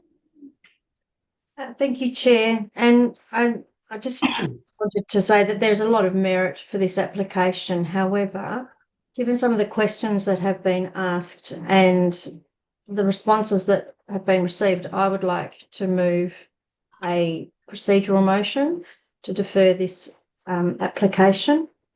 Adair, before I just would like to ask if you would be prepared to foreshadow that so that other members may speak before it's deferred. Okay, happy to do foreshadow, but I won't say anything more. That's fine, I appreciate that, but I just would like to give other members the opportunity to speak before we go to deferral. It doesn't mean that all members have to, but I'd just like to provide the opportunity. Would any other members like to speak? Member Moore. So thank you very much. I am going to speak against it. I agree with Commissioner Adair that I think that part of the project has merits. I am entirely supportive of retirement accommodation and improved and increased opportunity for people to live in that environment. However, I have significant concerns about the impact primarily of the 2 buildings on lot 560 and the impact on the character and locality of that area. And most of those align with the town of Cambridge's concerns in regard to building height, setback, dwelling mix, dwelling typology, and the fact that they don't address the Ocean Mere design guidelines. Once again, I'll say I totally agree. We are able to consider this. I have no issues with the legislation allows us to consider this development application, notwithstanding it's inconsistent with the current applicable planning instruments, and that's what we've been asked to do under section 171R. However, in the circumstances of this case, I see no reason to depart from the current planning framework. So I would foreshadow, I'm definitely speaking against it. Okay, thank you. Any further comments before we move to the deferral motion? Commissioner Heron. Thank you through the chair, and this is one that has taken considerable deliberation, and I think like many, putting the agenda on a few occasions, going out on site and trying to understand the context. It is one that I have felt has an element of merit. The key question in my mind, and I think one of the key issues being presented today, is whether the extent of variation being sought is justifiable based on the merits and the benefits being provided. In other applications we've dealt with, contextually, and whether we talk about each development has to be considered on its own merits. That's fully accepted, and I do feel that as a process that has commenced, we need to be providing some guidance in terms of the extent to which we feel that extraordinary discretion can and should be applied. In my mind, I have felt that there is a need for there to be, again, had there been a greater diversity of dwellings associated, that there needs to be some level of uptick, and some of the bases on the dwelling numbers, which in other applications have been more overt and explicit, I think are a bit more, well, they're not as apparent in this particular instance as they have been in others. That is, I can see the rationale for why the conclusion has been drawn as it has, and I have been very much eager to hear deliberations from today and deputations from today in coming to a conclusion. I do feel that there is a need for us to have this matter brought back, and so hence I would be supporting the deferral motion, because I do think that some of those questions around the interrelationship between the retirement village and the residential component need to be fully understood in terms of what happens if they are separated and the like. I do feel that, again, although accepting that it meets, complies with the criteria on parking, that the issue around parking, given prevailing situations, given the extent of additional density being sought, does require some additional consideration. I mean, it was talked about by the proponents themselves that there are existing issues within that locality, and I can't see how 4 bays in itself will be able to resolve that, let alone be able to necessarily address the additional demand being generated by this proposal. And it may well be around how, because I also, the accessibility of the basement parking, as I understand it, is purely limited to residents. How they're able to manage that, I do feel is a key consideration in terms of the overall operation and amenity of that area before we would apply the extent of discretion being sought. Okay, any further comments? Okay, we'll move to the procedural motion. Commissioner Adair, you have put a procedural motion for deferral. I will see if there is. Thank you, Chair. Yeah, just to be clear that I just don't feel satisfied that I have sufficient information at this stage to make a defendable decision on this application. So I would like to move a deferral motion that the application be deferred for a period, which I would ask your advice on how long that would take from the officers to get information back to us in relation to the value of the development in separate portions of the buildings, the land use components of the application, and the adequacy of parking for the proposal.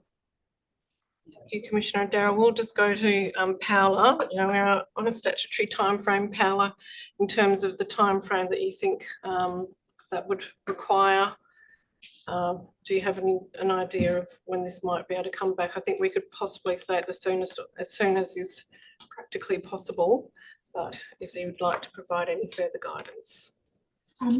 Through the chair, the statutory timeframe has been extended to allow for the application to be presented to this meeting. So in deferring it, it does result in the opportunity for an application for a review to be lodged with the tribunal. So in terms of that component, that effectively just is there. Yes. In terms of the time that would be required, I would suggest that any deferral motion include a specific either committee meeting date so that it's presented back to the committee by a certain date rather than leaving it as soon as possible.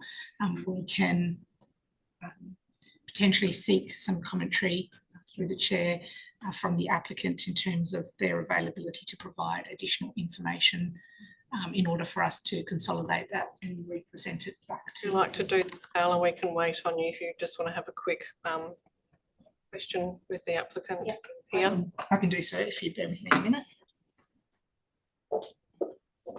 Noting that our next SPC meeting will be on the 21st, because we have had that additional meeting and that's only a week away, and then after that it would be the 4th. So 1 week might be tight with agenda setting. So it looks like it's possibly heading for the 4th. Yeah, the agenda for the 21st of the meeting will be the day. Yes, there's an opportunity for that. So yes, June or the 18th of June. Just advise.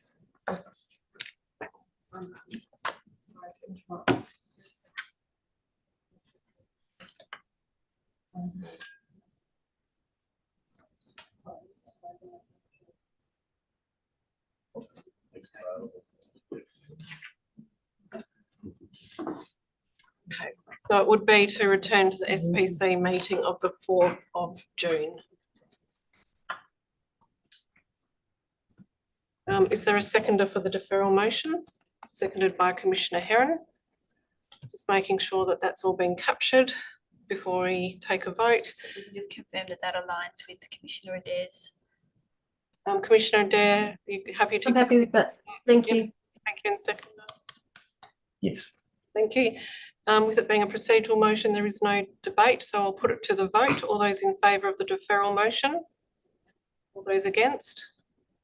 I declare that lost with my casting vote. We're back to the substantive motion before us. Is there any further discussion?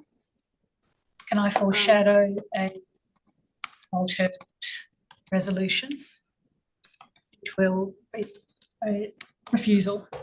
You can. Thank you very much. Commissioner Adair, you wish to say something? Put your hand up. Yes, I'd like to speak against the application. Well, it's actually not really against.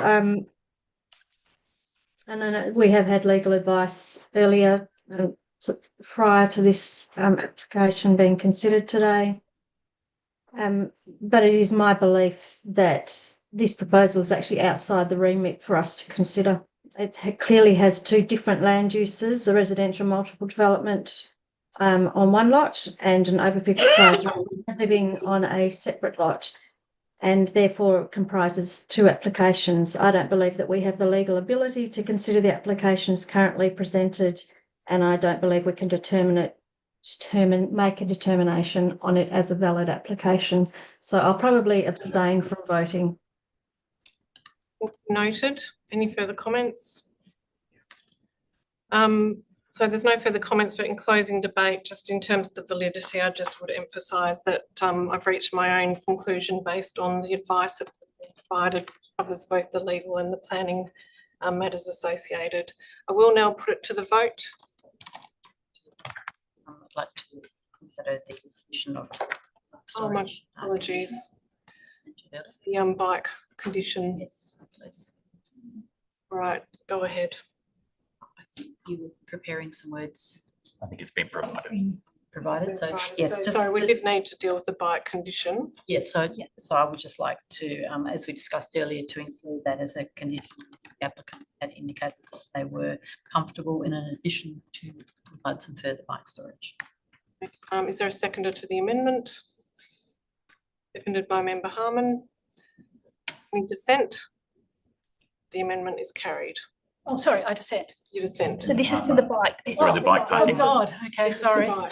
the bike condition, but you can dissent to the bike amendment. No, I'm not dissenting to the bike amendment. Okay, thank you.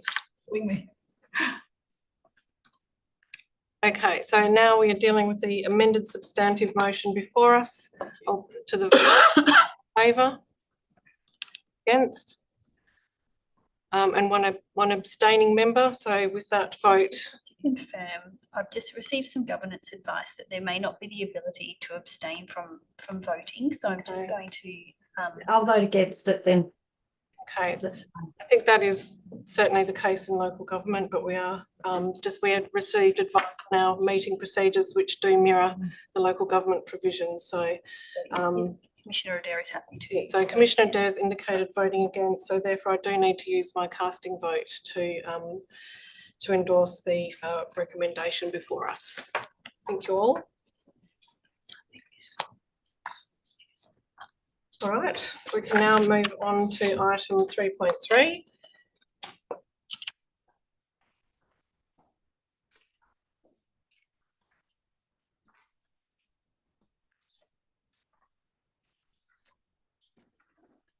The Shire of Wickerton Draft Local Planning Strategy number 2, certification to advertise, and we're joined by David Stapleton. Thank you very much, Paula and Tim. David is joining us via Zoom.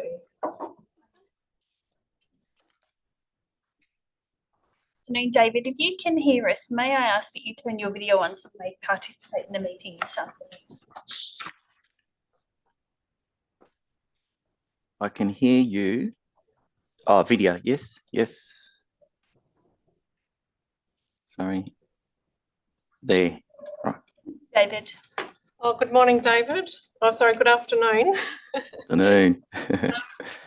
Thank you for joining us today. We do have the report for us seeking certification to advertise.